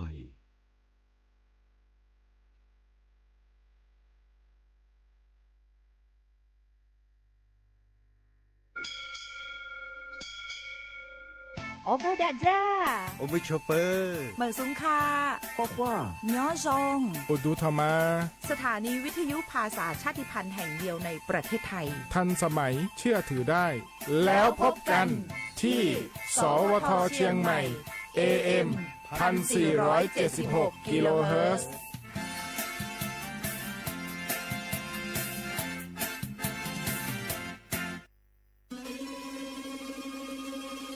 ก้าวสำคัญมาถึงแล้วเจียงใหม่นครหลวงของล้านนา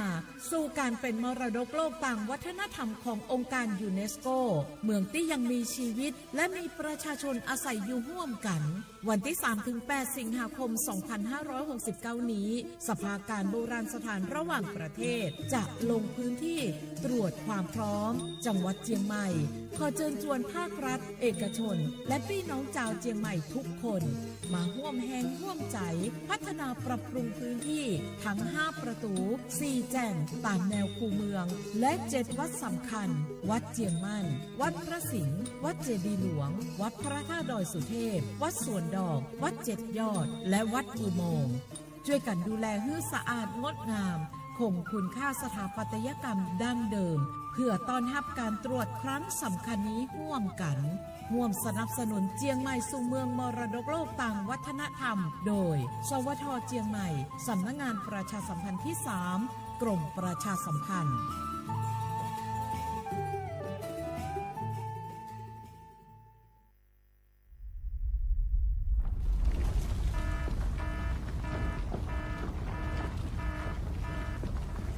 ดูสิรู้สึกสั่นๆพ่อปู่กำลังจะประทับร่างแล้วว้ายสั่นขนาดนี้เข้าแล้วแน่ๆสาธุ เข้าอะไรล่ะแผ่นดินไหว พวกเอ็งมุดลงมาหาที่กำบังใต้โต๊ะนี่เร็วอย่าเพิ่งวิ่งออกไปข้างนอกของจะหล่นใส่หัวเอ้าแล้วตอนสั่นแรกๆทำไมท่านยังนั่งนิ่งเหรอครับตอนแรกมันสั่นระดับเบาแค่ให้เฝ้าระวังแต่สั่นแรงขนาดนี้ต้องหมอบป้องเกาะหาที่หลบกำบังที่แข็งแรงพวกเอ็งต้องรู้จักประเมินสถานการณ์ภัยบ้างประเมินภัยเป็นปฏิบัติตัวถูกรับมือได้ทุกวิกฤตสำนักงานประชาสัมพันธ์ที่ 3 กรมประชาสัมพันธ์ช่วงนี้ได้ยินคนบ่นกันเยอะเลยนะ เรื่องความไม่โปร่งใสเนี่ยใช่แต่รู้ไหมล่ะว่าจริงๆแล้วพวกเราช่วยกันได้นะทำยังไงหรอเดี๋ยวนี้มีช่องทางร้องเรียนที่เข้าถึงง่ายแจ้งเบาะแสได้สะดวกมากอย่างสายด่วนปปช1205อ๋อแบบนี้ทุกคนก็มีส่วนทำให้บ้านเราดีขึ้นได้จริงๆแน่นอนการต่อต้านทุจริตจะสำเร็จได้ก็เพราะคนอย่างเราร่วมมือกันสำนักงานประชาสัมพันธ์ที่ 3 กรมประชาสัมพันธ์คนไทยทุกคนหากเจ็บป่วยเข้าข่าย 6 อาการฉุกเฉินวิกฤตถึงแก่ชีวิตใช้สิทธิ์ยูเซฟรักษาโรงพยาบาลที่ใกล้ที่สุดได้ทุกที่ไม่เสียค่าใช้จ่ายเพียงยื่นบัตรประจำตัวประชาชนแจ้งใช้สิทธิ์ได้ทันทีสอบถามเพิ่มเติมโทรสายด่วนสปสช1330ตลอด24ชั่วโมง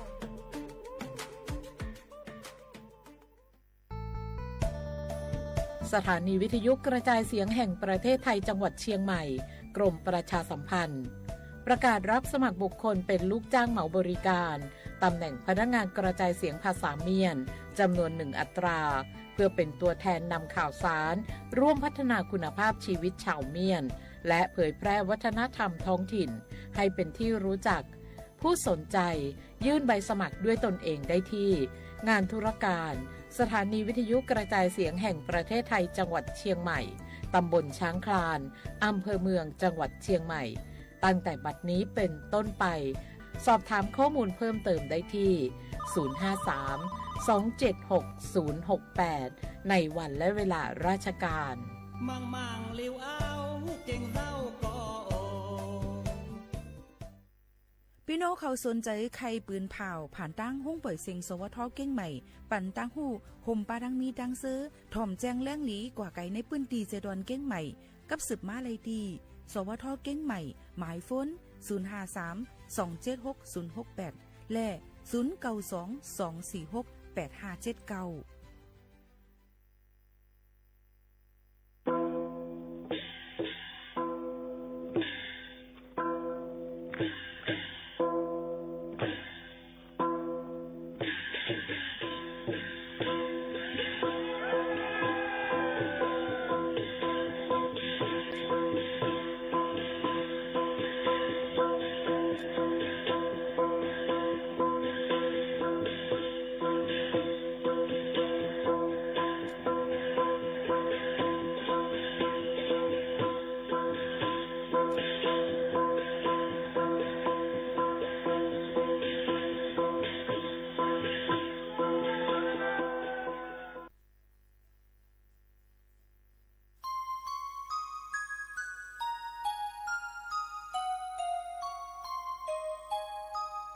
เมื่อเฮาไปมีเงินแต่ในโครงการลงไหนเฮาอ่ำโกตาย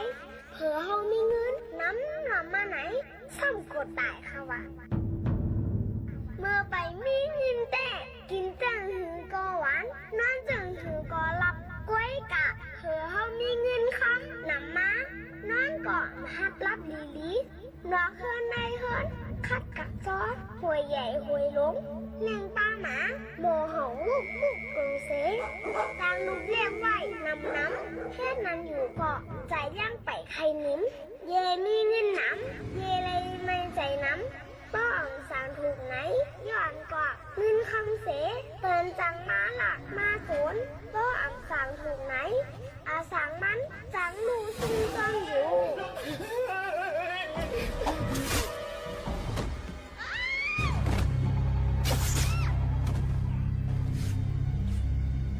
สังมันสังลูซุ่มจ้องอยู่เป็นใจเขาหรือเงื่อนคำไหนเมื่อไปนี่ก็ไล่ตุกข้า มีมาเหยาก็ไหลตุกขาจอมมันแลอันใจรัตนาอันแจจ่ารัตนาอันแจจ่างอันจางไหลปึ้งอิงเสปันตั้งเสื้อเย็นในเป็นพระรายัตนาตรานรัตนาสังขารรัตนาสามเจ้านั่นก็ขยาว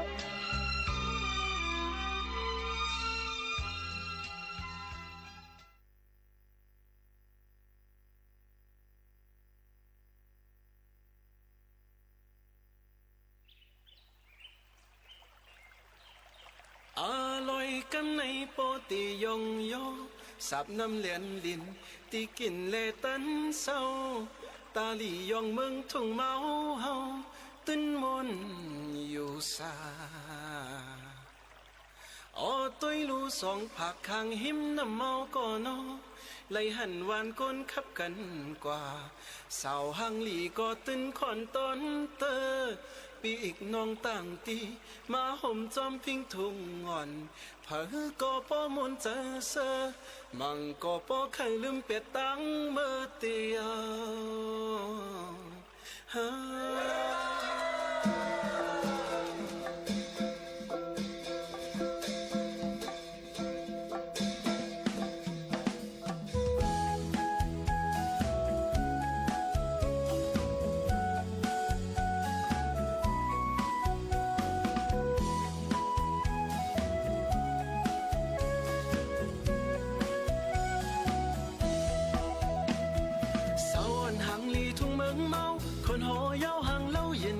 เสาหมู่จีนำคำเสาเหมือนหมอกต้นลำในเป็นเสาปังคำหางลียุ่มไหม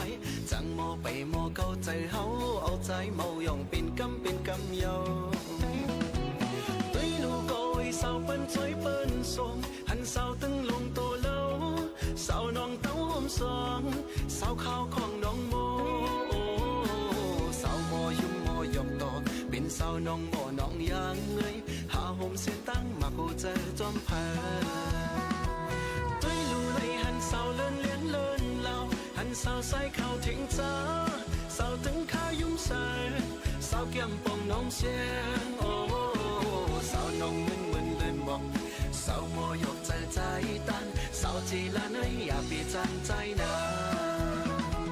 ตุ้ยลูเลยลองเสาโมสันห่างปองหันเสาโหสมยุ่มสันหันเสาจิงขันใจสูงเสาปังปุ่งใจงอนโอ้เสาโมยุ่มเสาน้องอ่างเสาพังห่างตัวเสียหงเสาตาปีหีตีเนสา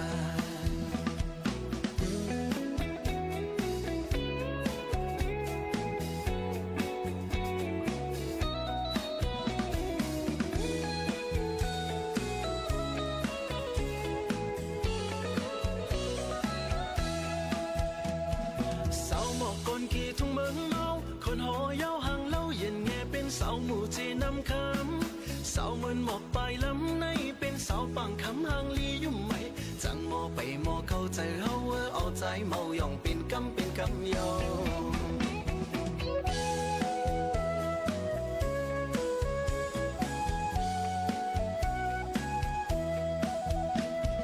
เสาหมอกบนกี่ทุ่งเมืองเมาคนหอยาวหางเล่าเย็นเงเป็นเสาหมู่จีนำคำเสาเหมือนหมอกปลายลำในเสาวันคำนาอ่อนยุ่มไหมเสาไม่ไปเสาวันจีให้เสาไตเจออย่างเงินปืนจะเคยเสือตุ้ยลูเจ้าของเสาโมหักเบียงสวงหันเสาวันน้องยุ่มถึงเสาตึงคำยุ่มใสเสาเองเก่าขาวพองโอ้เสาน้องคำเลจีเก่าเป็นเสาโมเสือจะจับช่วยคงเสาเขาปล่อยหางสาเลตึงโคส่วนลิกไหลปลายเงินเสาเหมือนเลื่อนสีสนหันเสาน้องมนเจอพองเสาหน้าของน้องคานโอ้เสาห่างนวลห่างอ่อนเป็นเสาน้องก่อนหวานหอมไงผมเสาน้องลองสั่งเปลีอ่องเจอเสาห่างเล่าห่างสุขเป็นเสาเสียคนกุนให้ตีนมไอ้ไข่เมาไต้ที่เมืองลา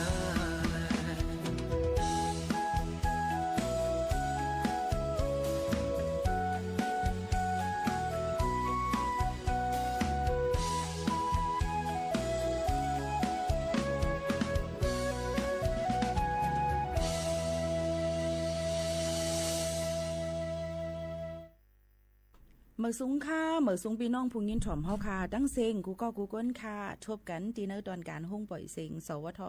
เก้งใหม่ AM 1476กิโลเฮิรตซ์ค่ะสวทลูกที่ไหลมาลาเนี่ยมันเปลี่ยนอะไรเนาะมันก็เป็นชื่อมันอ่ะก็เดี๋ยวลูกมาดีตัวเต็มๆมันว่าสถานีวิทยุกระจายเสียงแห่งประเทศไทยจังหวัดเชียงใหม่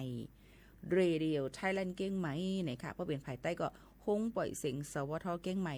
คลื่นอีสังลาเป็น AM ถ้าเป็น FM เป็นใจ FM ค่ะเป็น AM ค่ะ AM 1476กิโลเฮิรตซ์ในนั้นค่ะถอมไปตั้งเรดิโอออมล้มถอมไปตั้งแฟนเพจ Facebook สวทเก้งใหม่ AM 1476กิโลเฮิรตซ์โดยเลยตั้งไลฟ์ TikTok เฮาค่ะถอมเสียงด้วยเงาหางเสียงถอมไปตั้งออนไลน์และถอมไปตั้งออมล้มเรดิโอจังหนังไหนค่ะห้องปล่อยเสียงที่เฮาคาที่ปีโมคาวนนอยู่ในมีอยู่4ห้องปล่อยเสียงจ้อมกันในค่ะเนาะ4ห้องปล่อยเสียงมีติหลายพองล่ะใน1เตเป็นเตเป็นมีสังพองในมี4ห้องปล่อยเสียงค่ะเนาะที่เฮาคาในค่ะเนาะอยู่จ้อมกันก้นเหตุการณ์อยู่ที่ภายห้องปล่อยเสียงมีอยู่30ปลายก็และอยู่ที่เงาหางเสียง NBT นัดอยู่ที่ตั้งหมดรวมกันมีปากปลายจำจะในค่ะพี่น้องเขาในที่ไหนก้นใต้มีหลายก็ตอนแต่ห้องปล่อยเสียงมีขาก็เหลียวยก็มีเจ้าเคยอยู่เจ้าเคยจ้อมกันอันเจ้าเคยเมียนในอำไป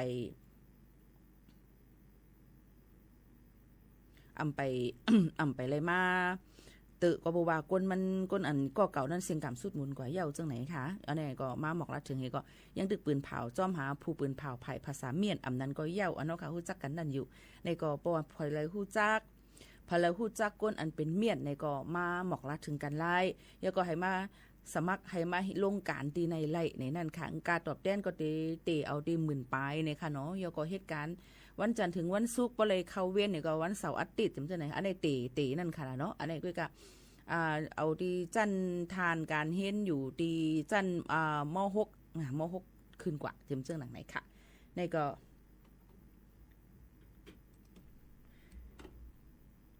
เอามาฝากตอนจุถึงปอแม่ปีน้องๆเขาจังหนังไหนค่ะเนาะมีอยู่4ห้องปล่อยเสียงแต่เป็น FM 2ห้องปล่อยเสียง AM 2ห้องปล่อยเสียงค่ะ FM 93.25 เมกะเฮิรตซ์ค่ะแล้วก็จะเป็นเกี่ยวกับลองปืนหูตั้งหันมีปลาดังผายดังหาบการคุณเขามาหุมจัดรายการหนังรายการผู้ว่าพบประชาชนจำเจอหนังไหนปืนหูตั้งหันและผายประกันสังคมผายสถานการณ์งานปืนมาหุมจัดรายการค่ะโย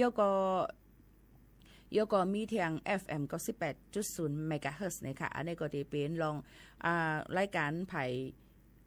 เพ่งความผายปืนหูตั้งหันยก็ผายดังภาษาอังกฤษเขาจำเจอหนังไหนค่ะก็เตมีตีในค่ะยก็เตมีป้าเทียงไหนค่ะพี่น้องเขาเตมีป้าเทียง AM 639กิโลเฮิรตซ์นะคะยก็ AM 1476กิโลเฮิรตซ์อันเป็นห้องปล่อยเสียงเจ้าคือในจังหนังในค่ะเนาะมี4ห้องปล่อยเสียงจ้อมกันที่ในอันนี้ก็เอามาต่อไต่ใครนี้ปันเนื้อตอนการพี่น้องเขากูก็กูก้นในนั้นค่ะสังว่าผู้เหลอเผอมีลูกมีหลานอำนั้นก็ผู้เหลอเผอยังตึกมีอายุอาศักดิ์ยังตึกเป็นพ่องเข้าที่เหตุการณ์อะไรอยู่นั่นในนั้นค่ะเนาะก็คัดเจอห่างเฮียนกันไว้ถ้าอีดมาปีหมู่เขาโน่นก็ติสุดเดียวจังหือล่ะสังเจอว่าลูกหายตายกว่าเฮ้อำนั้นก็บ่อาศักถึง60มานั่นนี่ก็ติไหลลงการเย้าเอาเป็นเศษเย้านั่นค่ะเนาะอย่างนั้นแหละเพราะว่าผู้เหลอเผอมีลูกมีหลานเนี่ยค่ะมีไว้วัดไทยเนี่ยค่ะเนาะยก็หมอลิกไตอันนี้รัดไผ่ภาษาก้อมใต้กันเนาะหมอลิกไตหมอเปลี่ยนภาษาเนี่ยค่ะหมอปอลิกพิมพ์ลิกเนี่ยค่ะหมอเต็มปองความหมอลาดไผ่ลาดจ้าข้อความเพนเจ็มจะในเอามาพึกเอามาเห็นตีในไลเอามาเหตุการณ์ตีในไลค่ะนะในก็เป็นนาการอันนึงตอนดาจื้อคือเฮาค่ะหนังคือบ่ได้อำหงอำหายเจ็มซึ่งหนังไหนค่ะเนาะก็ฝากตอนจุดถึงป้อแม่ปีๆน้องๆเขาซึ่งหนังไหนค่ะยก็เมื่อไกลเลยเปิดเพลงความเนี่ยค่ะให้พี่น้องเขาเลยยินชมกว่าเป็นเพลงความอันเป็นอินฝั่งห้องไว้นั่นค่ะเนาะสาวอ่อนหางลีทุ่งเมืองเมาเนี่ยนั่นค่ะสาวอ่อนเนี่ยมันตื้นหางลีค่ะเนาะสาวซิกซอกกันมันตื้นหางลีอยู่ดาเสเนี่ยนั่นค่ะก็กะว่าอยู่ที่ว่าสาวอ่อนหางลีอยู่นั่นเนี่ยค่ะเขาสมอคึงปองให้สร้างอีสังพองเนี่ยค่ะหมอนะเฮิรนแต่เย่หมอคึงปองให้สร้างหมอมีป้ายการป้ายเป็นยาจับตัวจังหือจำเจอหนังไหนก็ติเพิ่มเติมปั่นให้เขามีการมีคันนำเตอร์หรือเสนั่นเถียงจังไหนค่ะอ๋อก็นั่นเลยเพราะว่าเขาเกิดเป็นล้วนในวันเมื่อไหร่แต่เป็นผู้ใหญ่ก้นลงกว่าวันตามื้อนั้นนั่นใน1แต่เลยสั่งสอนปอนปันให้เขาเป็นก้นลีให้เขาเป็นก้นลักก้นแหลมอย่าไปเป็นก้นกับ ลักเหก็หยอกเลียนเปิ้นจังได๋ก็อำทีดีนั่นก็อย่าไปเป็นก้นลักลิงนั่นก็คณะก้อยกะให้เป็นก้นหลีในนั่นค่ะยก็หมอฮู้ว่าตัวเจ้าก็เป็นเผอในนั่นค่ะเนาะหรือเสนั่นมาในนั่นก็ชื่อคือเฮาค่ะเป็นซึ่งหือพ้องจึงหนังไหนค่ะเนาะแทงลองนึงนั่นนี่ก็ให้เขาเลยเฮียนเอาป้ายปัญญาเนี่ยค่ะให้ฮู้กับตูนั่นค่ะเนาะยก็หรือสีนั่นมาเนี่ยก็คึงปองให้สร้างตาการเจอคือเฮาขาจึงหือไหลพองในนั่นค่ะปองเป็นไรจึงหือก็คึงปองให้สร้างกว่าในนั่นค่ะนะมันเป็นตื้อตั้งอันดีตอนตาเฮาขายก็ได้เป็นรองการปืนเพตาฟิงไงฟิงชุ่มเฮาขาเชียงยังมีค่ะกำนำพี่น้องเขาเตอำป่องเจอเลยลองตั้งอันพิษมันอำนั้นก็คือมีลองตั้งป้ายวนอันตีหมายถอนอำตีเจอหมายโลมันจังไหนก็มีมาลูกกว่านี่ค่ะจังหือล่ะเนี่ย1ป้อเปิ้นได้ก็ขึ้นปังเข่งอีสังเสปังตัวอย่างมันเหมือนหนังว่าปังเข่งนั่งหางหลีเมืองมานเนี่ยเนาะยกกับมันก็ว่าเนี่ยนั่งหางหลีเมืองมานเป็นตัวแต้นตั้งเมืองมานมากูเป็นเสื้อเครือไต้หว่าเดี๋ยวจังไหนกำไหนเดี๋ยวมีพี่น้องเขาจะเจออันมือในมือล้วนเห็นแผ่วจังไหนค่ะเนาะก็เด็กก็ว่าเป็นไต้ให้อำรัดความไต้เนี่ยมังตีมังตั้งมาเนี่ยเขาก็มันก็ซ้ำจังหลัดหนังเก่ามันเป็นโดยลองตั้งว่าโดยลองตั้งที่ว่าเขาเป็นตัวเต้นตั้งจึงเมืองหรือเป็นจึงหือในพี่น้องเขาเลยป่องเจอปันจึงไหนจ้อมไหนค่ะมันก็ในอโลอีหังอินก็ตีกะจ้อมควักจ้อมเขเปิ้นเฮียงเขากะลาดให้ในเฮียงกะเฮ็ดในละเฮียงลาดให้ในละลองตั้งจะในตั้งแต่ที่ขึ้นมาเลยเป็นสร้างกันในเขามีลองตั้งคึงป่องให้สร้างแล้วก็มีก้นกุ้มกำกุ้มทิ้งเขาไว้อยู่แล้วก็สั่งสอนปนปันเขาอยู่เจ้าหนังไหนค่ะลองตั้งจะในพี่น้องเขาก็ถูกดีเลยป่องเจอปันไหนนั่นค่ะเนาะพี่น้องเขามันก็ว่าอย่างเป็นไต้อำลาดความไต้ล่ะเจ้าหนังไหนค่ะเนาะมันก็ดีมีป้ายวนหมายถอนจังไหนก้อยกาจงฮู้ค่ะคือว่าบางลวงมาเลยนาตีการงานเขาเลยลองตั้งปูนป้อนอันเขามีไว้นั่นในเขาติคึงปองให้สร้างจังหือล่ะแต่ดีเฮามันเป็นก้นก้อนนึงที่มันลืมเจอลืมคืนนั่นยก็มันยังเผยก็ยังมันยังตึกละแล้วมันเป็นไตอยู่ในนั้นจึงปองว่ามันยังมีใจฮักเจอฮักจัดเป็นคือไตอยู่ไหนก็รู้เลยปองใจปันบางตีมันลาดกะกูตีก็สำไรนั่นค่ะน้องพี่น้องเขาค่ะเนี่ยค่ะก็รู้เลยมอปองเจอสิอย่าไปวนว่าตั้งใครใครเปลี่ยนตอนตาเฮานั่นเฮ็ดไก่ยากก้นก้อนนึงสิตอนตาตั้งนำนั่นเนี่ยก็มันเตเฮ็ดให้มันอยากคันเจอจังไหนคณะนี่ก็อยากไปให้มันเป็นเลยค่ะยกก็เที่ยงลองนึงตีเลยหันโจกาวงวางในตีเลยหันก้นอันเป็นภายอันนี้ลาดยาวอันเมื่อกี้ยาวเนาะก็ไม่ผ่ายการกล้าการขายค่ะการป้ายมักมีการเป็นสะเทลงถึงเช่นไหนก็หันค่ะเพราะว่าเฮาคาเตใครกล้าขายหนังหือป้อเตออกมานั่นอย่าไปกว่าตุกจื้อตักเสียงแทงก้นก็นั่นเฮเอามาลาดเฮาเป็นคอนเทนต์เฮาเป็นรองการกล้าการขายเฮาเตเลยหันว่าหนุ่มยิ่งหนุ่มใจหมังก็กำพองกำเกใครขายตั้งขายใครลาดใครจาใครเฮ็ดได้ซ้ำกัดตุกจื้อตักเสียงเหมือนหนังตัวอย่างมันว่าปีหมูขาวนั่นก็ในมันปีว่าปีมันถูกดีเลยมากินเจมจะได้ถูกดีเลยลาดกว่าตุกจื้อตักเสียงเฮาเปิ้นบ่มีลองลู่ซุ่มและมีลองเสียหายนั่นขนาดเนาะลองตั้งจะได้พิษปักเปิงใหม่มีค่ะกอบนั้นลองตั้งจะได้เฮาก็ถูกดีเลยถูกดีเลยเปลี่ยนไปแรกๆภายลองการกล้าการขายภายลาดเลยลองว่าเตเฮ็ดจึงหือหนังหือเฮาคาปอติกะเฮ็ดแทงก้นเอาค่าจื้อขายเสียงแทงก้นนั่นให้ไม่เป็นการกล้าการขายเฮาจังไหนค่ะเนาะกำนั้นแลสั่งชื่อว่าผู้ละเผเลยยินถอมไม่เป็นอ้ยก็ก้นอันลาดกว่าจังนั้นนั่นให้กับฟันฟังเขาพองเฮียงล่ะเพราะว่าเฮาคากับฟันฟังแต่ว่ามันนำเกี่ยวอีหยังกันถ้าปีนั่งล่ะจงเปิ้นว่าหังปีนั่งอันไหนมันเตมีก้นโหจังไหนเป็นก้นหูแลดหูไว้จังไหนก็นั้นแหละเฮาขาดถูกลีเลยเฮียนหูยก็ถูกลีเลยฮู้ว่าเปิ้นกล้าเปิ้นขายซึ่งหือซัมปอนมีลองอ่องมันเปิ้นเฮ็ดลองตั้งซึ่งหือซัมปอเต็มเลยกว่าตกจื้อตักสิงก้นก่อนนั่นเสมากล้ามาขายให้มีลองรู้ซุ่มเจ็มจังไหนค่ะเนาะอันนี้ฝากฟังไว้ปันตั้งเสียงในนั่นค่ะลองตั้งจะในอยากไปเฮาเป็นในนั่นค่ะเนาะยก็มีนาการอีสังตีมันมีลองตั้งหรือเลยคัดเจอในนั่นค่ะมันก็ถามว่าเฮาก็เฮ็ดกันในให้อย่างเฮาอ่องมานล่ะให้อย่างเฮาไรล่ะย้อนเพราะว่าเฮาค่ะมีลองตั้งคัดเจอเลยมีลองเลยเพี้ยนฮู้ว่าบ่เฮ็ดกะกานายเฮาก็ก็ลงตื้นลังก็กะมองให้แสนกำก็ดีไล่มากก็200,000มันเป็นทั้งก็ดีเฮ็ดมันนำใจเฮาก็เลยหาฮู้ออกมันว่าเฮาสิได้เฮ็ดจึงหือหนังหือมันบ่ได้เฮ็ดมาไล่นำตื้อหรือสิเก่ามีอีสังที่เฮ็ดผิดไล่ตัวหนังสังในนั่นค่ะเหมือนหนังว่าเฮาค่ะไล่เฮ็ดการเย็บโคนี่แหละกะเตียกตูคิงมันเตเมียเนาะอกคันนายกุ๋มคันนายเอียงคันนายให้ไหนค่ะเนาะเพราะว่าเย็บมาเนี่ยเฮาก็รู้เลยเผอไว้อินว่าเฮาค่ะ เผือเหยียบเขามีไว้หมอกะหือหนังหือเข้าประเดนุงไลลีคำบ่ได้หือจะเลยว่าเผื่อว่าเหยียบเบี้ยวเนี่ยก็เหยียบจอมตูมันให้เมียนจับตูเต็ดเอลเซตลีนาในฮัมบ่รู้เฮ็ดอะไรเฮ็ดไหนไว้ติ๊กนี่ก็ติ๊กเฮ็ดไหนก็จังเฮ็ดไหนติ๊กนี่ก็ซ้ำอำไรนังเก่าก็นั่นแหละการพิษกวนเฮาค่ะในเฮ็ดพิษในมีค่ะมันมีพิษเดียวเนี่ยก็รู้เลยเป็นตอนสอนเฮาย่อก็แกลิดกว่าว่าเฮาขาดที่ไรเฮ็ดซึ่งหือเฮามันบ่ได้กึ่งงามย่อก็มันติแกลิดกว่าเฮามันหลีเสอันเฮาขาดเฮ็ดพิษนั่นย่อก็บ่มีตัวทบนำในกูลองกูอันก็ติง่ายเงียมตอนตาเฮาขาดซึ่งนั้นค่ะมีผู้หลายพักเฮ็ดพิษก้อยกะบ่เฮ็ดพิษเดียวรู้เลยฮู้ว่าเฮาถูกดีไรมุ่นเมย่อก็เฮาเป็นตอนสอนเฮาขากว่านั้นได้เป็นรองตั้งอันหลีตอนตาเฮาขาในนั้นค่ะฝากตอนจนถึงปอมปีน้องๆเฮาเขาจึงหนังไหนค่ะพี่น้องเฮาเขาค่ะเอาค่ะก็ไม่เฮาค่ะมาถ่อมด้วยแทงเพียงกว่ามันหูถูกใจกันกว่ายังเดี๋ยวมีแทงข่าวเงาตั้งนำตั้งหลายที่เอามาฝากตวนจู้ถึงปอมปีน้องๆเขาเอามาได้เป็นรองไฟใหม่ตีตั้งล้านตั้งกินร้านเขาพักร้านกลางคืนอันเปิ้นห้องว่าห้องเบียร์นี่ค่ะ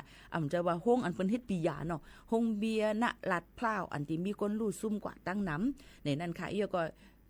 ใกล้ๆหันหลายๆปีทัดกันมาในก็มามีลองผับในบราจึงจะในมีลองไพ่ใหม่ตั้งนำตั้งหลายจึงจะหนังในค่ะอีก็เพิ่นซ้ำตีอยู่ใส่เตียนซึ่งหือล่ะเจ้าของเสียงอันในจึงจะหนังในอีก็ในนั้นหันป้ามีพี่น้องเฮียงการยันเมืองป้าเปิ้นหันในพาสปอร์ตมันปรับขังเมืองมันไหนค่ะเนาะนี่ก็ยินเสียหลายมองเจอ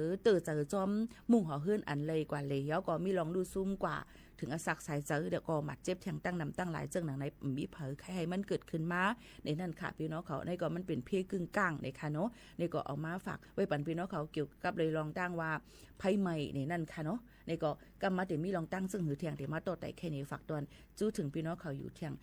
หังค่ะปอเมปีน้องๆเขาค่ะย่ำพ้องแต่เหลียวสืบลือฮือลือเจอถ่อมด้วยเพียงความหวานหูถูกเจออันทางเฮียนออกมาฝากตอนจู้ถึงปอเมปีน้องๆเขาให้เลยยินถ่อมจอมกันก่อนค่ะปอเมปีน้องๆเขาค่ะสืบถ่อมด้วยแทงเพียงความหวานหูถูกเจอกันอีกอ่อนนึงค่ะนะ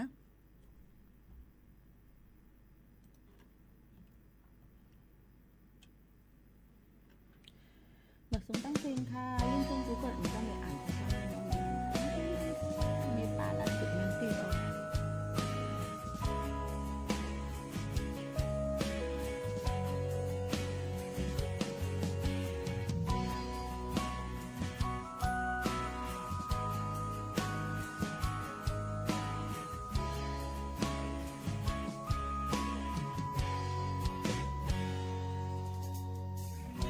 เก่าตื้อใจมาเป็นก่อมา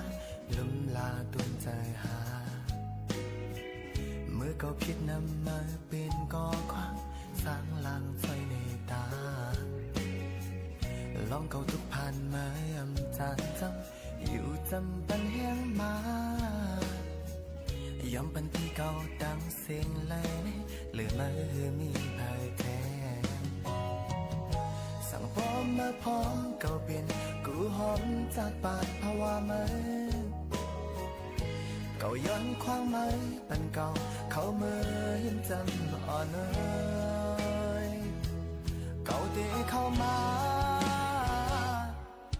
ตามเดินไล่ทับให้ไว้ก็บางลายกว้างหน่อยสูงให้ไว้ก็อยากที่จอมหาที่เมื่ออยู่ขวัญหาเก่าเตะลืมลาห่างไกล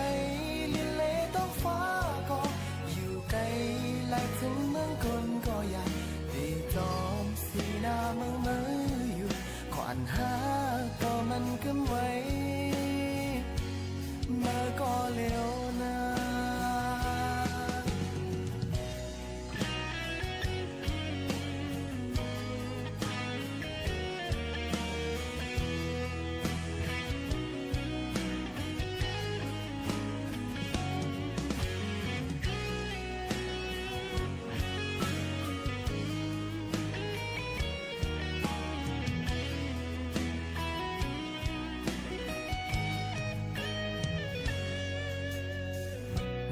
ซุ่มก่อยุ่มเสปันเห็นความลัดหาอุ่นใจเมื่อก็ผิดนำมาเป็นก่อขวางสร้างลางจอยในตาขอบใจตั้งเสียงตีปองใจบ้างตาเก่ากูเจอมา ยังเป็นคือเก่าตั้งเสียงเลยไม่มีพาแทนสั่งพร้อมมาพร้อมเขาเป็นกูหอมจัดผ่านเพราะว่ามือเก่าย้อนความมาปั่นเก่าเขาเมื่อยังจำอ่อนเอ้ยเก่าเตะเข้ามาต่ำเกินลายทับให้ไว้ก็บางลายกว้างลอยสูงให้ไว้ก็อยากที่จอมหาที่มืออยู่ขวัญหาเก่าเตะลืมลาห่างไกลลิเลต้องฟ้าก็อยู่ไกลลายถึงเมืองกุนก็อยากที่จอมสีหน้าเมืองมืออยู่ขวัญหาก็มันกำไว้เมื่อก็เลี้ยวนา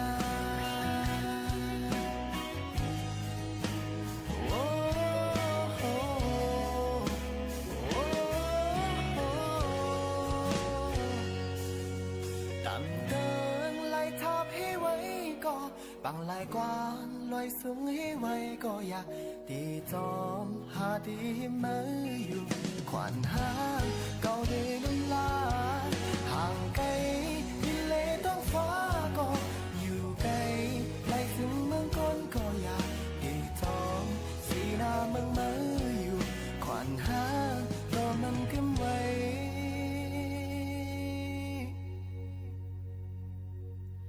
เมื่อก็เลี้ยวนา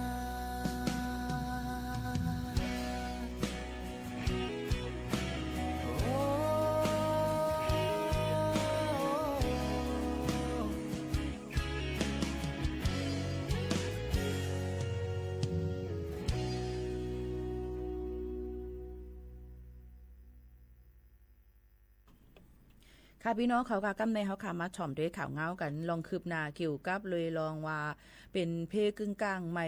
เนี่ยค่ะเสียงลั่นเหล่าเนี่ยค่ะจื่อห้องว่าฮงปิยะฮงเบียหน้าลัดพร้าวเนี่ยนั่นค่ะเฮ็ดให้มีคนหมัดเจ็บกว่าตั้งนำตั้งหลายมือคำขึ้นวันที่12เดือนธันวาคม72เฮงไป26นั่นค่ะเนาะพี่น้องเขาค่ะลงตั้งเจอในกอเนี่ยค่ะเฮ็ดให้มีคนลู่ตายกว่า27ก็ค่ะหมัดเจ็บกว่า60ปลายในนั่นค่ะเอาลั่นขายเหล้าเนี่ยค่ะฮงปิยะอันมีตีเส้นตั้งลัดพร้าวปอก1จอมพลเนี่ยจตุจักรเว้งกรุงเทพนั่นในคณะเป็นลองไฟใหม่กว่ามือคำวันที่12เดือนธันวาคม72เฮงไป26ย้ำเต็งขึ้นมีคนดูตายกว่า27ก็นะคะยกก็หมัดเจ็บแทงตั้งนำตั้งหลายในนั่นค่ะตีกำนำก็จะเป็นตีหิมห้องน้ำนะคะและตั้งกว่าห้องน้ำนั่นก้นตายเป็นเกาะเป็นกวางไว้ขาดล้ำเอาไว้ว่าพ่องมือไฟใหม่เสียเอาสายไฟฟ้านั่นมันหมดกว่าโมดเสียแลแขกในร้านอำหันตั้งออกก็อ่อนกันกว่าเงึงเวทีห้องน้ำก้อยกาเอาก้อนไฟนั่นสุ่มเสียเย้าก็อำเทยใจไหลเสียสิงกามสุดหมุนกว่าแป้เจิมเจิงไหนค่ะพี่น้องเขาลองตั้งเจอในก็ผายดังเจ้าหน้าที่ภูมิปุณพรเขานั่นก็ลาดว่าเฮาผายดังหันเสียงในค่ะเนาะให้โยใส่เตี้ยนปันก้นอันลูดตายกว่าดีเอสุดมัน1ก็เลย4เสียนวัตต์ในนั่นค่ะโยก็เลยรับรู้ว่าเสียงขายเราโฮงเบียหน้าลาดพร้าวนั่นก็ได้มีรองประกันอันที่เปิ้นเลยเฮ็ดไว้นั่นอยู่เป็นทิพยประกันภัยในนั่นค่ะแต่มีรองโยใส่เตียนจึงหือยาวกว่าก้นมาเจ็บเทียงบอกจึงหือเจ็มจะได้นั่นเปิ้นก็ได้ครึ่งปองเฮ็ดสร้างกว่าเฮามันบ่หลุดล้อมเตถึงเต็มทนดอนตาก้นอันดูซุ่มสายเจอกว่ายาวก็มาเจ็บกว่าเจ็มเจอหนังไหนในนั่นค่ะออพี่น้องเขาค่ะเดี๋ยวเลยหันมาลองตั้งอันในนั่นในค่ะเนาะเป็นอัน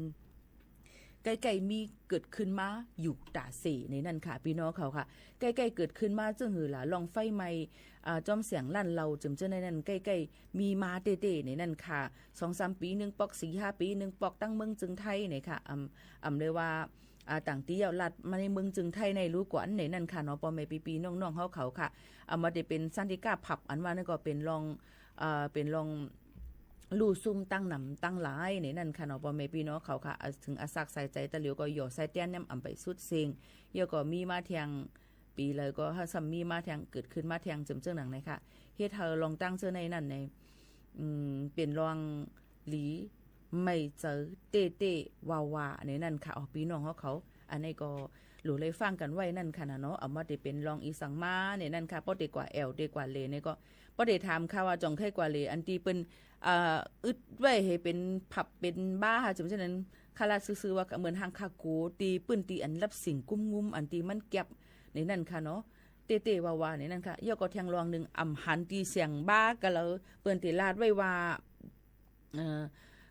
เตลาดไว้ว่าเนี่ยตั้งออกมันมีตั้งในนาเนี่ยเปิ้นนำปืนเผาเนาะกลุ่มเตียนตึ้งๆตั้งๆกันก็ในนั่นก็กินลองเปียวหุ่นหนูกันจำจังหนังไหนก้อยนี่นั่นค่ะก้อยกาซึ่งหือเกาหลีลองตั้งเจอในเฮ็ดให้เฮาคาตกเจอตื่นผ่านใส่อำกาถูกเลยหางเฮียนฮู้กันไว้นั่นขนาดเนาะว่าเตเลยเฮ็ดซึ่งหือมือพองที่เฮาคากว่าแอลเลยเย้าเฮียก็ถูกเลยไว้ฟังซึ่งหือด้วยว่าตั้งออกพักดูตั้งออกมันมีตั้งเลยพองในนั่นค่ะเฮียก็หางเฮียนกันไว้เพราะว่าล็อกไล่อำป้อเข้มเนี่ยก็เน็ตออกมาเนี่ยค่ะกำนำมังตีนั่นให้อย่างไรเปิ้นอำปันออกมาล่ะบางทีเขาที่เก็บกามันนั่นตั้งค่ะพี่น้อง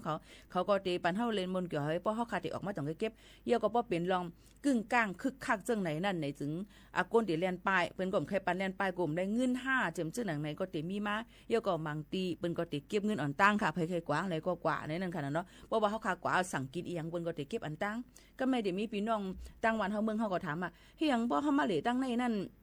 เปิ้นเก็บเงินอันตั้งน่ะกำดองเก็บจ่องไรห่าเนี่ยมันเป็นรองจังไหนค่ะมันเป็นรองการฟังไว้เนี่ยค่ะสั่งเปิ้นก็ฟังกันไว้1โกกวนมากินเสอำจ่าย2โกจังเป็นเพกึ่งกลางจังไหนเย้าเสแลมีลองอยากพืชจังไหนค่ะเนาะกำนั้นได้เพราะว่ากว่ากีน่ะเปิ้นสั่งให้เปิ้นก็ได้จ่ายกว่าจ้อมกำเหลวจังนั้นค่ะและเฮาป่องเจิงนั่นค่ะมันก็ว่าตั้งวันเฮาเมืองเฮากะใครกินต่อเมืองป้อเลี้ยงมันเปิ้นว่าหังนั่นเนาะค่ะมันไปเปลี่ยนค่ะลูกย่อก็ลองห่มรวมจิมเจ้าในอำไปเลยวนสอนถึงมาจิมเจ้าในก็มีอำนั้นก็เป็นรองการตำเจอไว้เจอกันจิมเจ้าในก็จังมีมาก้อยกาตั้งในก้นนำก้นหลายนั่นขนาดเนาะก็กำนั้นได้เพราะว่ากะสั่งกินยาวในก็เป็นในผับในเทคจิมเจ้าในครับเขาจิมเจ้าเปิ้นก็ติจ่ายเงินอันตั้งก่อนย่อก็จังไกจ่องไกเหลกินมูลกันจังไหนค่ะเนาะอันนี้ก็เป็นทางนึงลองที่เฮาขาดถูกลีเลยฮู้ไว้ว่าย้อนปืนสั่งแล้วว่ากว่าสั่งกินน่ะเปิ้นได้เก็บเงินปลาจอมกำเหลวในนั่นค่ะอันนี้ก็เป็นทาง1อันที่เฮาขามาฝากตวนทูถึงพ่อแม่ปีน้องๆเฮาเขาจังหนังไหนค่ะเนาะมันก็ถือว่าเจ้าเต้อยู่5จิมจังหนังไหนค่ะเนาะพี่น้องเขานี่ก็ฝากตวนทูถึงพี่น้องเขาให้เลยฮับพูดจ้อมกันจังหนังไหนค่ะมาด้วยข่าวเงาฟิงฟ้าระสีกันอิดอ่อนนึงค่ะพ่อแม่ปีน้องๆเฮาเขาคำมาตุ้ยในนั่นค่ะในยามพองตะเหลียวตั้งปอดห้องจึงไทยนั่นเลยค่ะเดี๋ยวมีฝนตกลงมาหูปักมัน70%ในปื้นตีในนั่นค่ะยอก็เตตกนำตั้งเจตอนเมฮองสอนเก้งใหม่เก้งหายไผเยาเมืองน่านเมืองตากพิษณุโลกเพชรบุรีในนั่นค่ะยอก็ตั้งเมืองโฮมตุ่มเมียนมายังตึกแต่มีฝนตกลงมาหลายๆเจตอนอยู่ให้ฟังกันไว้ลองน้ำทุ่มน้ำน้องลิ้นหยดลิ้นกุ่นลิ้นปังกันจอมในนั่นค่ะพี่น้องเขาค่ะนี่ก็ฝากฟังไว้ปันปอแม่ปีน้องๆเขาจังหนังไหนเกี่ยวกับไปลองข่าวเงาฟิงฟ้าราศีอันเปิ้นล่ำขาดไว้นั่นจังไหนค่ะพี่น้องเขาค่ะมีพี่น้องเขาย้อนเพลงความมานางหอมนุชความหักส่งถึงเหมาปางไส้ไหนค่ะจงได้มีค่ะ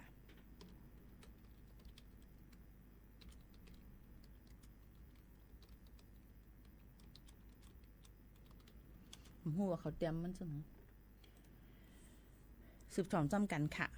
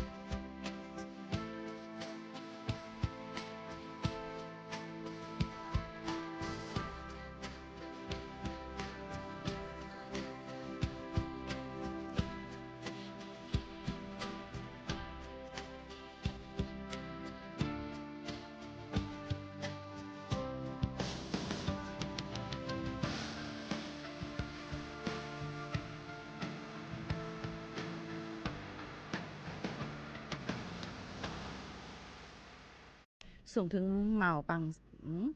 ส่งถึงเหมาปังซ้ายนี่นั่นค่ะเป็นความอันนี้ค่ะเนาะก็เอามาฝากตอนจุดถึงบ่แม่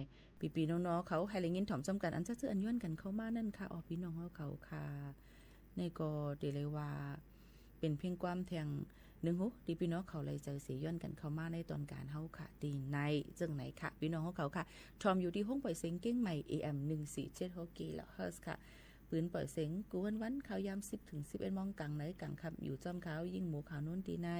เป็นอ้อยก็ไอเซจอมกันเนี่ยค่ะกว่าไรไปไรก็เฮาพี่น้องเขามีดังซื้อเจอกันในนั้นค่ะรอดเพียเขียนกันกูสำเสียนเปิงเนี่ยค่ะกำแนวค่ะมาตุ้ยอ่อนนึงค่ะมือพองเฮาค่ะหบทบเมียเพกึ่งกลางหันมือพองไผใหม่นั่น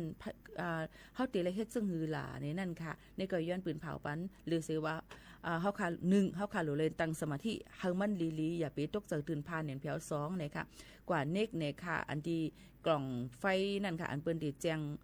ว่ามันเป็นเกิดมีลองเพเกิดขึ้นยาวนะนี่นั่นค่ะมันก็จะมีจังนั้นค่ะนะความไทยว่ากดสัญญาณเตือนภัยเนี่ยมันจะเป็นจังไหนค่ะเยี่ยวก็กับสืบกว่าเนกติฟงที่199เนี่ยที่เป็นหมายฟงที่ลดเขภัยหมดภัยนั่นค่ะเนาะเยี่ยวก็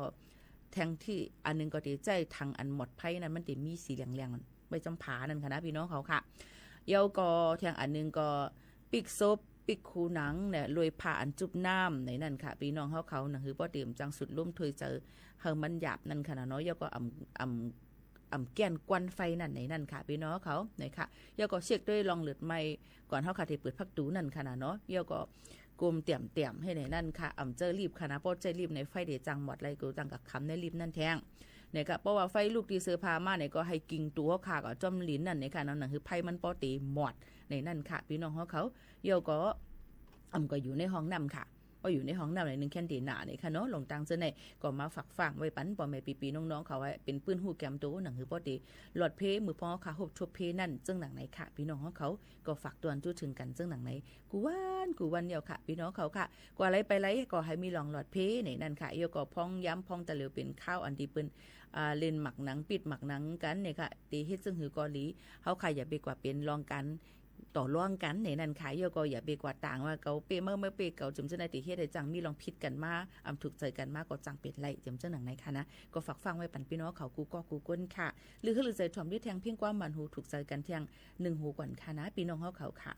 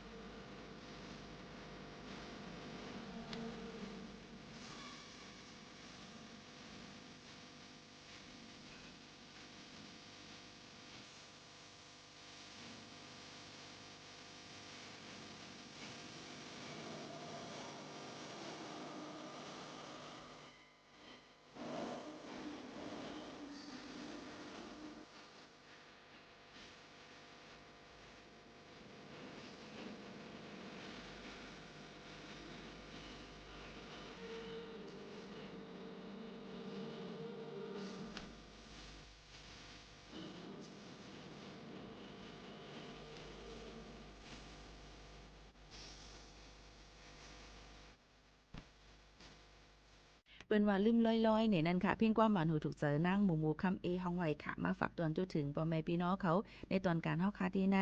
เห็นด้วยเอามองไข่ผาดก็เตเลยยาเนี่ยค่ะย้อนให้พี่น้องเขาเหตุการณ์ขึ้นอย่างเมื่อซึ้งหนังกลางเจอยังอ่านให้เต็มทุนกันอย่าลืมมาถ่อมตั้งห้องปล่อยสิง AM 1476สถานีวิทยุกระจายเสียงแห่งประเทศไทยจังหวัดเชียงใหม่ในนั้นค่ะฐานหน้ากอกับสืบข่าวที่3สำนักงานประชาสัมพันธ์ที่3ในนั้นค่ะปืนปล่อยเสียงกวนวัน10 ถึง 11 โมงกลางในกลางค่ำตอนแต่วันเมื่อในยินชมขอบใจถึงกูก็กูก้นและดิพัดอย่าเมื่อดังเพียงความหวานหูถูกเจอสิอย่าลืมค่ะนะย่ำพองแต่เหลียวเปิ้นก็ยังตึงตียอบก้นอันเหตุการณ์เป็นไก่มักคุเทศอันดีมีไว้นั่นสินะคะเจ้าหน้าที่เปิ้นก็ปลอมเป็นก้นแอลเลยตั้งก้นเมืองเม็กซิโกสินะคะตียอบก้นแห่งการอันหลักเขามาเหตุการณ์ทั่วเถื่อนอันนี้นะคะเนาะอันที่หับก้นแอลเลนั่นค่ะนะเนาะมือวันที่13ข้าวยำก็มองกึ่งกลางในนั่นค่ะออนเลดีดังเป็นก้นอันญาติยอดมันชื่อห้องว่านายโซโมอ่องนะคะอาศัก39 ปีเป็นก้นจือคือเมืองมานนะคะตียอดไหลในวัดเจดีหลวงภาสิง7 วันเก้งใหม่นี่นั่นค่ะนี่ก็กำนันในนาการอันที่เฮาคาเฮ็ดอำละเอียดเวลาลีมาก็เฮ็ดลากดจังพิษปักเปิงใหม่มีได้แต่มีเจ้าหน้าที่เปิ้นกด7กดทัดได้ป้อมตู้กว่าตียอดเฮาคาไหลก็ให้ฟังอยู่ฟังกินกันกูก็กูก้นในนั้นค่ะให้รถพี่เข็นกันค่ะตอนแต่วันเมื่อในมอนค่ะมาส่งค่ะ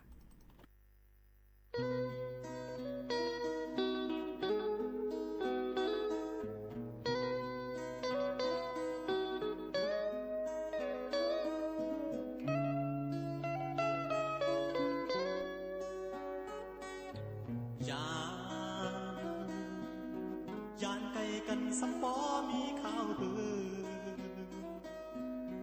สาวห่างลีอ่อนน้องเวงเส้นวีสั่งขึ้นทบกันจองที่ดองหือเจอถึงเจออันเฮานั่งอุบกันพี่น้องกันต่อเวงนั้นถึงเมื่อยามเดียวเป็นไว้เจอขาดการไปมาก็หน้าเย้าเจอเจริญทุ่งเวงเส้นมีหอเอากันยามหลอกคุณอยู่ลงสวนเจอทุ่งหิมมุกใส่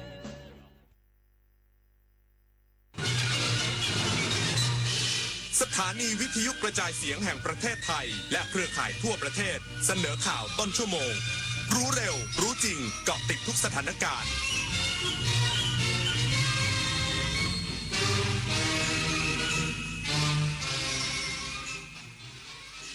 รับฟังข่าวต้นชั่วโมง 23 นาฬิกากับยุทธพรบานเย็นครับ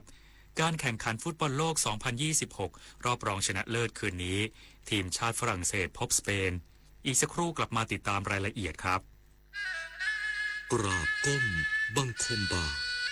ปิยราชธิดาพระเสด็จสู่ฟ้าปวงประชาร่ำให้ครวญนาพระกรณียกิจในดวงจิตทวินหวนทุกเร้าเศร้าในสวงพระคือดวงใจไทยขอเชิญร่วมงานเฉลิมพระเกียรติพระบาทสมเด็จพระเจ้าอยู่หัวเนื่องในโอกาสวันเฉลิมพระชนมพรรษา 28 กรกฎาคม 2569 ในงานสายน้ำแห่งชีวิตใต้ร่มพระบารมีสืบสานวิถีรัตนโกสินทร์ร่วมพิธีจุดเทียนถวายพระพรชัยมงคลพร้อมทั้งกิจกรรมอื่นๆอีกมากมายในวันที่ 24 ถึง 26 กรกฎาคมนี้ณสวนสาธารณะป้อมมหาการเขตพระนครมาร่วมสัมผัสเสน่ห์วิถีไทยไปพร้อมกัน 29 กรกฎาคมวันภาษาไทยแห่งชาติภาษาไทยคือมรดกทางปัญญาและเอกลักษณ์อันล้ำค่าของชาติเป็นสื่อกลางเชื่อมความผูกพันและสะท้อนความภาคภูมิใจของคนในชาติร่วมกันรักษาความงดงามของภาษาด้วยการพูดอ่านและเขียนอย่างถูกต้องเพื่อส่งต่อคุณค่าแห่งเอกลักษณ์ไทยนี้ร่วมกัน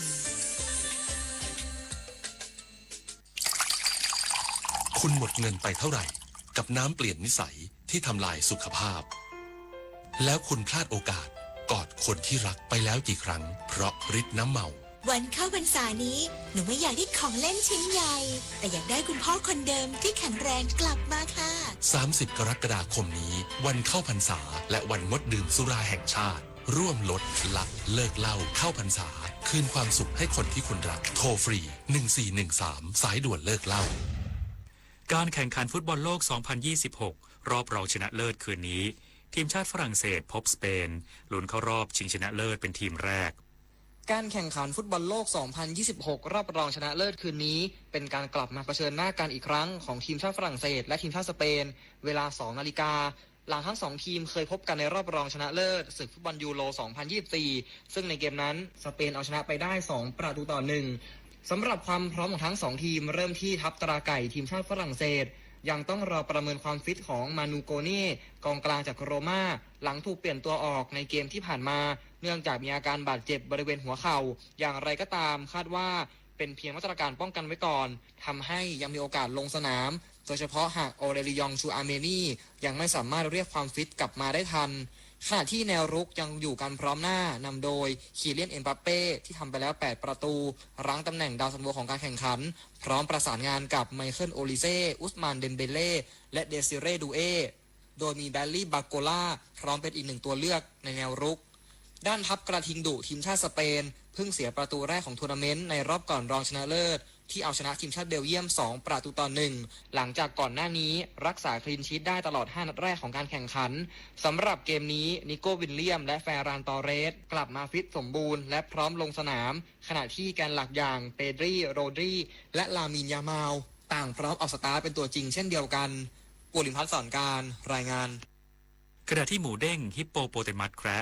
จากสวนสัตว์เปิดเขาเขียวเลือกผลไม้ทายผลการแข่งขันฟุตบอลโลกรอบชิงชนะเลิศทีมชาติฝรั่งเศสจะพบกับอังกฤษนายณรงค์วิทย์ชดช้อยผู้อำนวยการสวนสัตว์เปิดเขาเขียวกล่าวว่าสวนสัตว์เปิดเขาเขียวจังหวัดชลบุรีจัดผลไม้และนำเสนอการทายผลการแข่งขันฟุตบอลโลก 2026 รอบรองชนะเลิศพร้อมแกะสลักแตงโมชื่อทีมฟุตบอลและปักธงชาติของทั้ง4ชาติที่ผ่านเข้าสู่รอบรองชนะเลิศได้แก่ฝรั่งเศสสเปนอังกฤษและอาร์เจนตินาเพื่อให้หมูเด้งฮิปโปโปเตมัสแคะขวัญใจมหาชนร่วมทายผลการแข่งขันโดยการทายผลคู่แรกระหว่างทีมชาติฝรั่งเศสพบสเปนหมูเด้งเลือกวิ่งตรงไปยังชุดผลไม้ที่ปักธงชาติฝรั่งเศสท่ามกลางเสียงเชียร์และรอยยิ้มจากนักท่องเที่ยวที่มาร่วมชมกิจกรรมส่วนการทายผลคู่ที่2ระหว่างทีมชาติอังกฤษกับอาร์เจนตินาได้เดินตรงไปเลือกชุดผลไม้ที่ปักธงชาติอังกฤษทำให้ผลการทายของหมูเด้งปีนี้คือฝรั่งเศสและอังกฤษจะผ่านเข้าสู่รอบชิงชนะเลิศฟุตบอลโลก 2026 ถือเป็นกิจกรรมสร้างความสุขและสีสันให้กับนักท่องเที่ยวควบคู่กับการส่งเสริมพฤติกรรมสัตว์โดยใช้ผลไม้เป็นอาหารเสริมพฤติกรรมเพื่อกระตุ้นให้สัตว์ได้ออกกำลังกายลดความเครียดและแสดงพฤติกรรมตามธรรมชาติพร้อมได้รับอาหารในปริมาณที่เหมาะสมตามหลักโภชนาการสิ่งสำคัญการทายผลของหมูเด้งเป็นเพียงกิจกรรมสร้างความบันเทิงและการประชาสัมพันธ์เท่านั้นไม่ได้มีเจตนาส่งเสริมหรือสนับสนุนการเล่นการพนันซึ่งเป็นสิ่งผิดกฎหมายแต่อย่างใดปิยาพันธ์ยังเทียนรายงานศูนย์ข่าวสารสถานการณ์ไทยกัมพูชาปฏิเสธข้อกล่าวหาของกระทรวงมหาดไทยกัมพูชายืนยันไทยยึดมั่นการปฏิบัติตามถ้อยแถลงร่วมพลอากาศเอกประภาสสอนใจดีผู้อำนวยการศูนย์ข่าวสารสถานการณ์ไทยกัมพูชาหรือ JIC ปฏิเสธข้อกล่าวหาจากกระทรวงมหาดไทยกัมพูชาที่อ้างว่ากองทัพไทยใช้กำลังยึดครองพื้นที่อย่างผิดกฎหมายจนเป็นเหตุให้ประชาชนชาวกัมพูชาไม่สามารถกลับเข้าที่อยู่อาศัยได้ยืนยันว่าการวางกำลังของไทยเป็นไปตามข้อตกลงและถ้อยแถลงร่วมข้อที่2โดยยึดหลักการโครงการวางกำลังเพื่อปกป้องอธิปไตยบูรณภาพแห่งดินแดนและความปลอดภัยของประชาชนสิ่งสำคัญไทยไม่มีนโยบายรุกรานประเทศเพื่อนบ้านและไม่ยอมรับการบิดเบือนการปฏิบัติหน้าที่ในการปกป้องอธิปไตยให้กลายเป็นการกระทำที่ผิดกฎหมายส่วนกรณีประชาชนกัมพูชาที่ได้รับผลกระทบหรือไม่สามารถกลับเข้าที่อยู่อาศัยได้นั้นจำเป็นต้องตรวจสอบอย่างโปร่งใสและเป็นกลางทั้งด้านสาเหตุจำนวนพื้นที่และช่วงเวลาไม่ควรนำข้อมูลหรือตัวเลขจากฝ่ายใดฝ่ายหนึ่งมาใช้กล่าวโทษโดยปราศจากหลักฐานที่พิสูจน์ได้ปิญญวิทย์เปี่ยมสมบูรณ์รายงานปิดน้ำกันวันนี้เพื่อชีวิตที่ดีกว่าปิดไฟกันเถิดหนาเพื่อชีวาลูกหลานไทยจบข่าวยุทธพรบานเย็นอ่านรับฟังข่าวครั้งต่อไปเวลา 6 นาฬิกาครับติดตามข่าวที่นำเสนอไปแล้วได้ที่ www.thainews.prd.go.th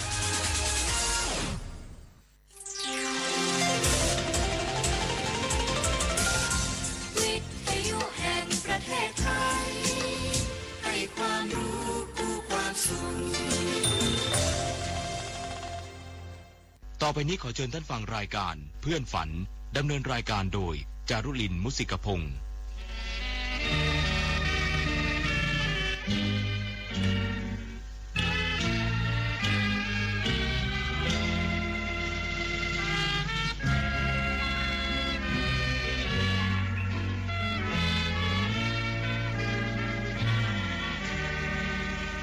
อยากมีเพื่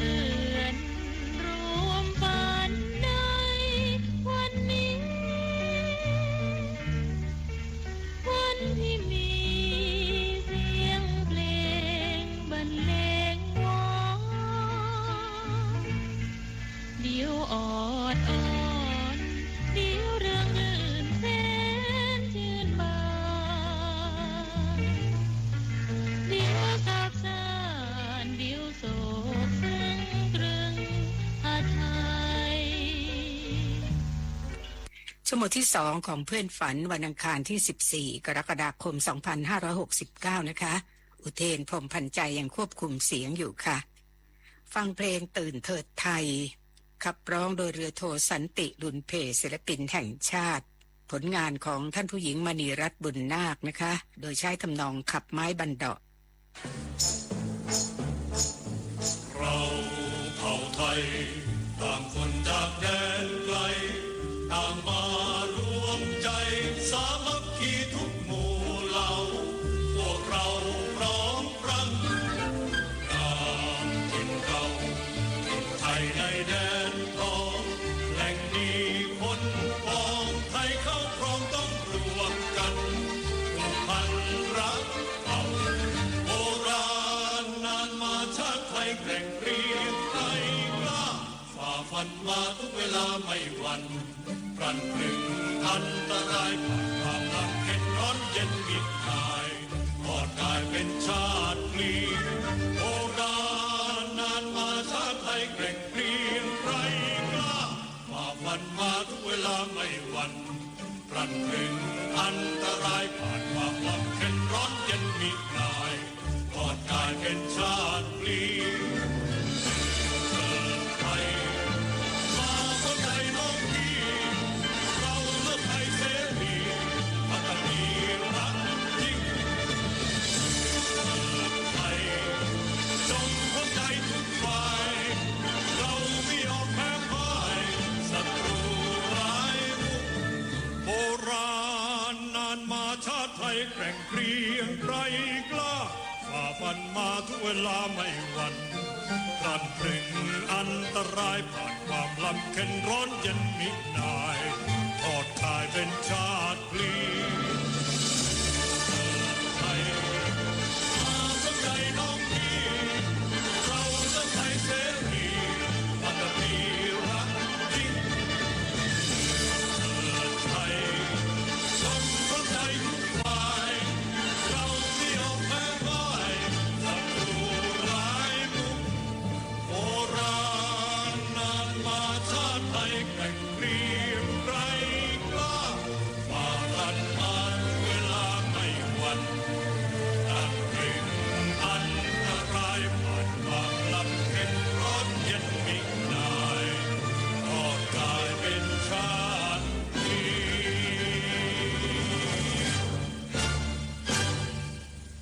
ที่จบไปนั้นคือเพลงตื่นเถิดไทยผู้ขับร้องคือเรือโทสันติลุนเพศิลปินแห่งชาติผู้ล่วงลับค่ะส่วนเพลงที่พลตรีรวิจิตรวาทการแต่งสำหรับละครเรื่องน่านเจ้าปี 2482 เราจะฟังเพลงรวมไทยคุณประภัยกาญจนโภคินขับร้องนำ ไทย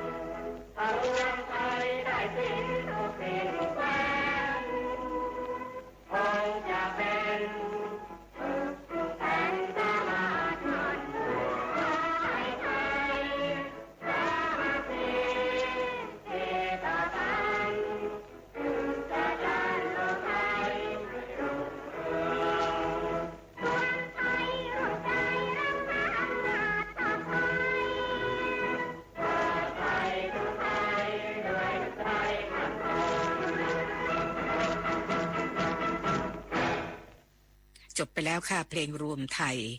ผลงานของพลตรีหลวงวจิตรวาทการจากละครเรื่องน่านเจ้าปี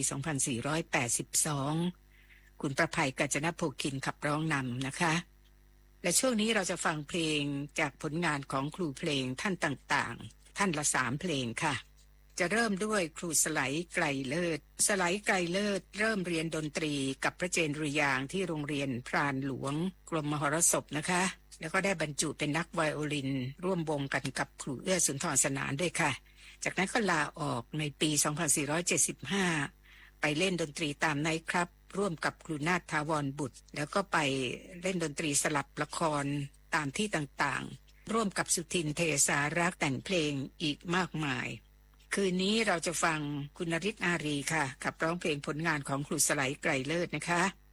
เพลงแรกอย่าโกรธที่เลยครูสไลแต่งเพลงนี้ง้อภรรยาซึ่งโกรธครูสไลที่เอาแต่ดื่มสุราจนเมาไม้นะคะเพลงที่2นกหลงรังและเพลงที่3ค่อนคืนทั้ง3เพลงนี้คุณนฤทธิ์อารีขับร้องเพลงผลงานของครูสไลไกรเลิศค่ะ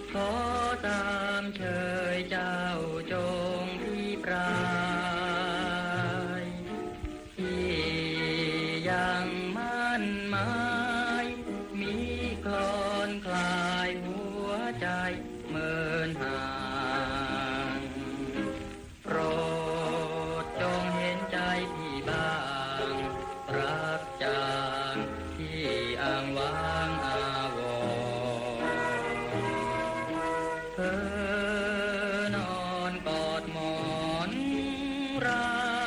วรอดหัวใจเปล่า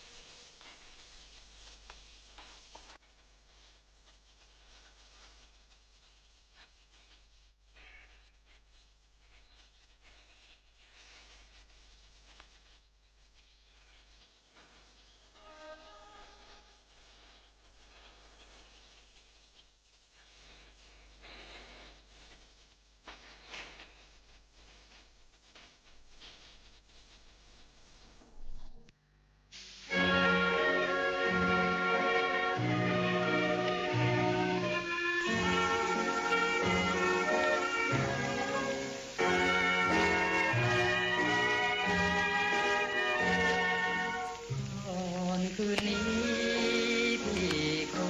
วนร้าวรันจวนกะมนให้ชะงอนโดนใจเหมือนใครกูเรียกหวานอาจจะจานฉันนอนวอนวายแปลกโอเป็นชาไนใจฝันไปใจสะท้อนสะอื้นเกิดความกังวลมนมองฉันตรอมจนก่อนคืนก่อนอกใจถูกปืนกล้ามกลืนทนปืนอาวรนอนเศร้าหัวใจปวดรวดร้าวเฝ้าคอยแก้วตาควันพี่เอ๋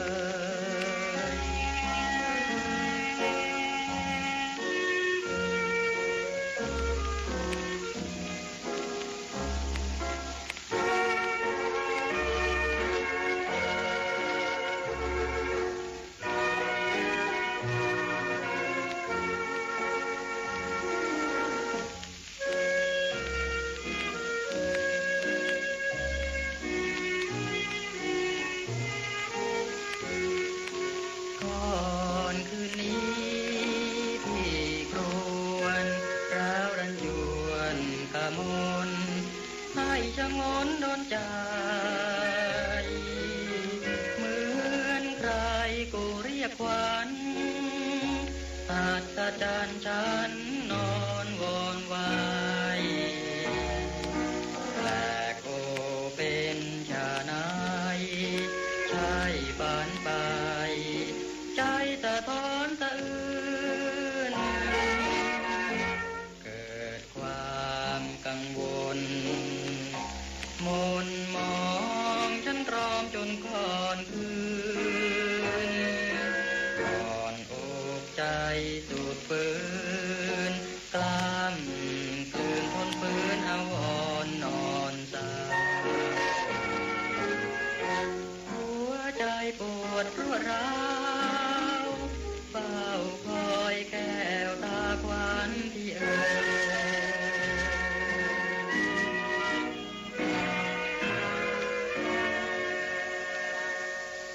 จบไป3เพลงนั้นเป็นงานของครูสไลไกรเลิศนะคะสำหรับครูปอชื่นประโยชน์หรือเปลืองชื่นประโยชน์ท่านเริ่มต้นโดยเป็นนักเรียนดุริยางค์ทหารบกค่ะแต่งเพลงตั้งแต่อายุ18สนิทสนมกับครูมงคลอมาตยกุลนะคะแรกๆนั้นออกตระเวนบรรเลงตามโรงละครและโรงภาพยนตร์ต่อมาก็ประจำอยู่กับวงดุริยโยธินค่ะหลังจากนั้นตั้งวงดนตรีปอชื่นประโยชน์รวมทั้งแต่งตำราวิชาดนตรีเผยแพร่ด้วยนะคะแต่งเพลงเอาไว้มากมายค่ะนักร้องหลายคนก็โด่งดังจากเพลงของครูปอชื่นประโยชน์นี้นะคะท่านเป็นศิลปินแห่งชาติด้วยคุณรัตดาศรีวรนันท์ค่ะจะร้องเพลงผลงานของครูปอชื่นประโยชน์3เพลงพลังรักพลังใจบันทึกเสียงปี 2499 หญิงคนยากและอย่าลืมฉัน2เพลงหลังนี้บันทึกเสียงปี 2502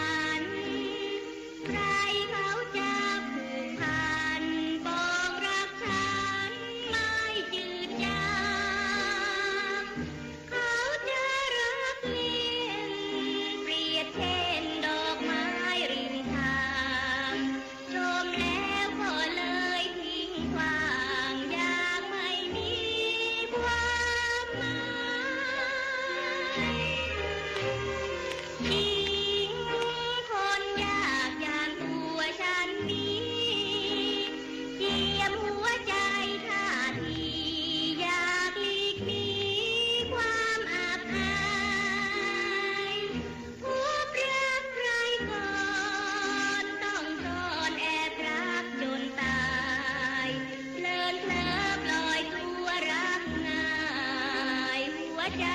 จะต้องกลัดนอนเกิดมาเป็นหญิงคนยากอกหญิงก็เหมือนกาฝากอยากได้เมื่อไรตรู้ฝากชีวิตที่พูดน้ำตาหล่นนองจากหนึ่งเปลี่ยนไปเป็นสองหญิงจะต้องพร้อมทางหญิงคนยากหากมีเรือนหอจะขอดูให้พอจะไม่ขอรีบตอบคำหัวใจคนยากหากคุณเพื่อนหนุนคอยนำชีวิตก็คงชื่นชมรักน้ำไปสู่สุขเอ่ยหญิงคนยากหากมีเรือนหอจะขอดูให้พอจะไม่ขอรีบตอบคำหัวใจคนยากหากคุณเพื่อนหนุนคอยนำชีวิตก็คงชื่นชมรักน้ำไปสู่สุขเอ่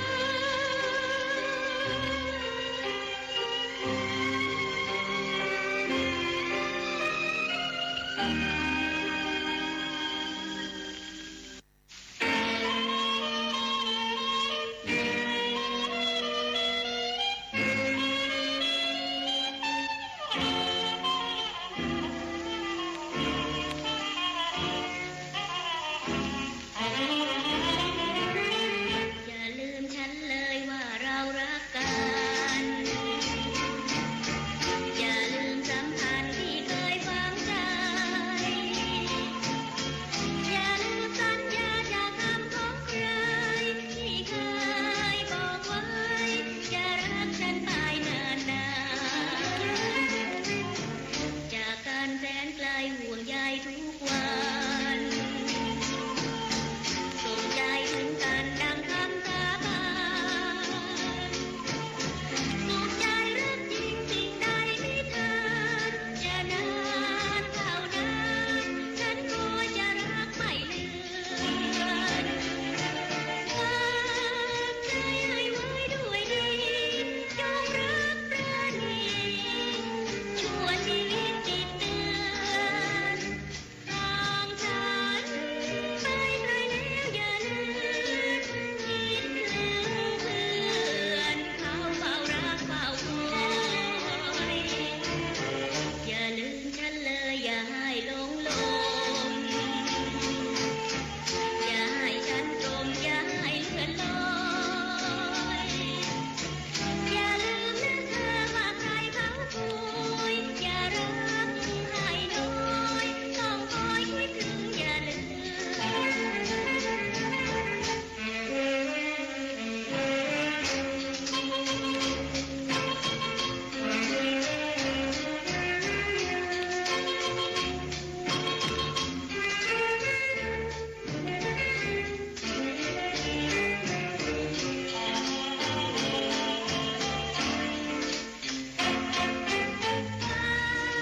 ใจให้ไว้ด้วยดีจงรักประณีชั่วชีวิตติดเตือนทางฉันไปไกลแล้วอย่าลืมคิดถึงเพื่อนเขาเฝ้ารักเฝ้าคอยอย่าลืมฉันเลยอย่าให้หลงลมอย่าให้ฉันจมอย่าให้เลื่อนลอยอย่าลืมนะเธอว่าใครเขาคุยอย่ารักให้น้อยต้องคอยคิดถึงอย่าลืม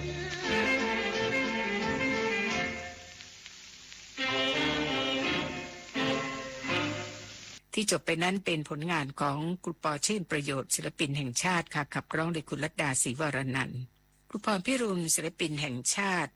เป็นอีกท่านหนึ่งนะคะ ที่มีผลงานเพลงได้รับความนิยมมากมาย เริ่มงานดนตรีตั้งแต่ยังเป็นนักเรียนพยาบาลค่ะ ต่อมาก็แต่งเพลงและเข้าเป็นสมาชิกของวงสุนทรภรณ์นอกจากนั้นก็แต่งเพลงให้กับครูเพลงท่านอื่นๆด้วยนะคะ อย่างเช่นครูสมานศิลปินแห่งชาติซึ่งถือเป็นครูทีเดียวค่ะครูพรพิรุณชื่อเดิมคือสุคนนามสกุลพรพิรุณค่ะ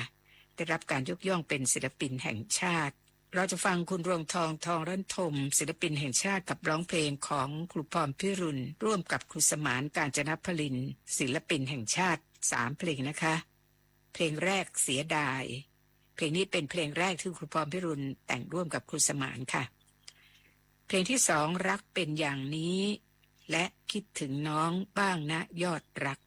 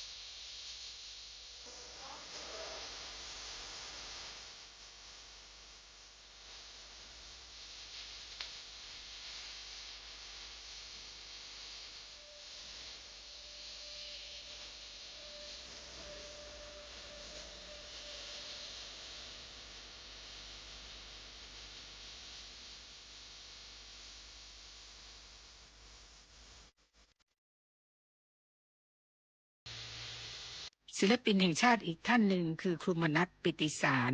หรือพันจ่าเอกมนัส ปิติสารท่านเรียนที่กองดุริยางค์ทหารอากาศแล้วก็ต่อมาเข้าประจำเป็นนักดนตรีกับกองดุริยางค์ทหารอากาศตั้งแต่ปี 2486 จนเกษียณอายุค่ะร่วมแต่งเพลงกับครูสง่าอารัมพีในคณะศิวารมด้วยนะคะ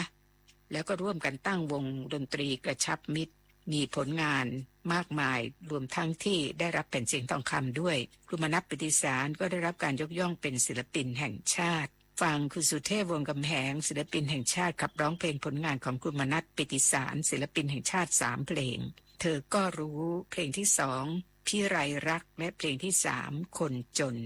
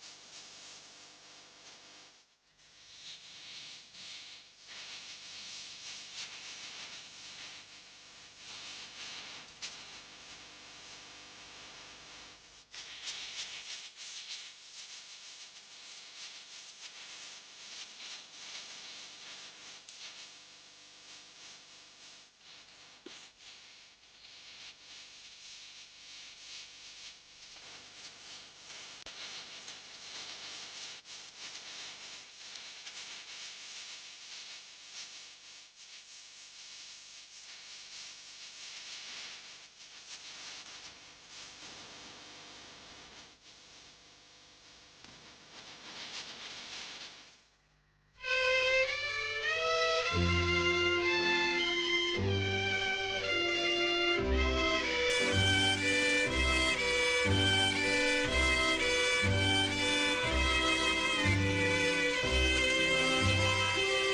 กิดเป็นคนจนเหมือนคนไร้ค่าเขาประนามยามว่าเกิดมารกโลกเต็มทีเหมือนสร้างโลกไว้เพื่อคนมั่งมี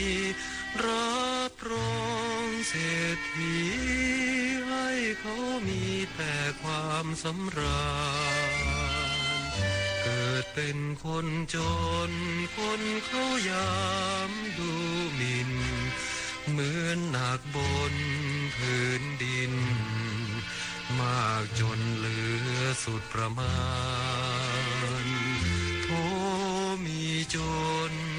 อยู่บนแผ่นดินเช่นกันแล้วทำไมเหยียดหยันฟาดฟันให้พินาศไปแม้แต่รักของคนจนยังไม่พ้นถูกคนมีชิงดวงใจยื้อไปไม่ได้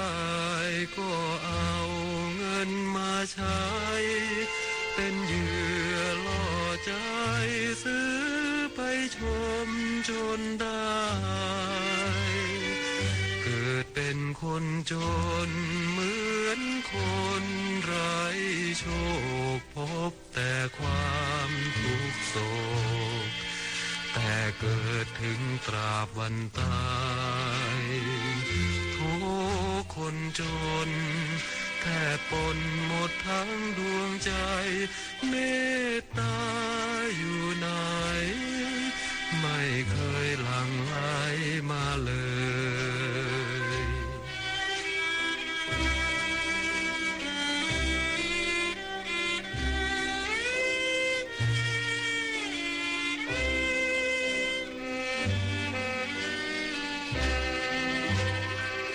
เกิดเป็นคนจนเหมือนคนไร้โชคพบแต่ความทุกข์โศกแต่เกิดถึงตราบวันตายทุกคนจนแทบปนหมดทั้งดวงใจเมตตาอยู่ไหนไม่เคยหลั่งไหลมาเลย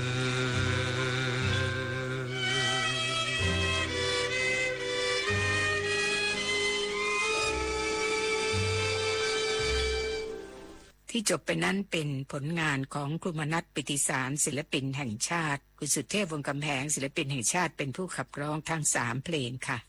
อีกท่านหนึ่งก็คือครูสุรพล โทนวนิกศิลปินแห่งชาตินะคะมีความสามารถหลายด้านค่ะเป็นทั้งนักเขียนเรื่องสั้นเป็นนักข่าวเป็นนักหนังสือพิมพ์เคยเป็นผู้อำนวยการสร้างภาพยนตร์แล้วก็เป็นนักประพันธ์เพลงไทยสากลเริ่มแต่งเพลงตั้งแต่ปี 2495 ค่ะคืนนี้ฟังคุณพิทยาบุญยรัตพันธ์ขับร้องเพลงผลงานของครูสุรพล โทนวนิกศิลปินแห่งชาติลืมง่ายและผวาตื่นเป็นชุดสุดท้ายของเพื่อนฝันในคืนนี้ค่ะอุเทนพรหมพันธ์ใจดิฉันจารุลินมุสิกพงศ์พบกันใหม่ในวันพรุ่งนี้นะคะสวัสดีค่ะ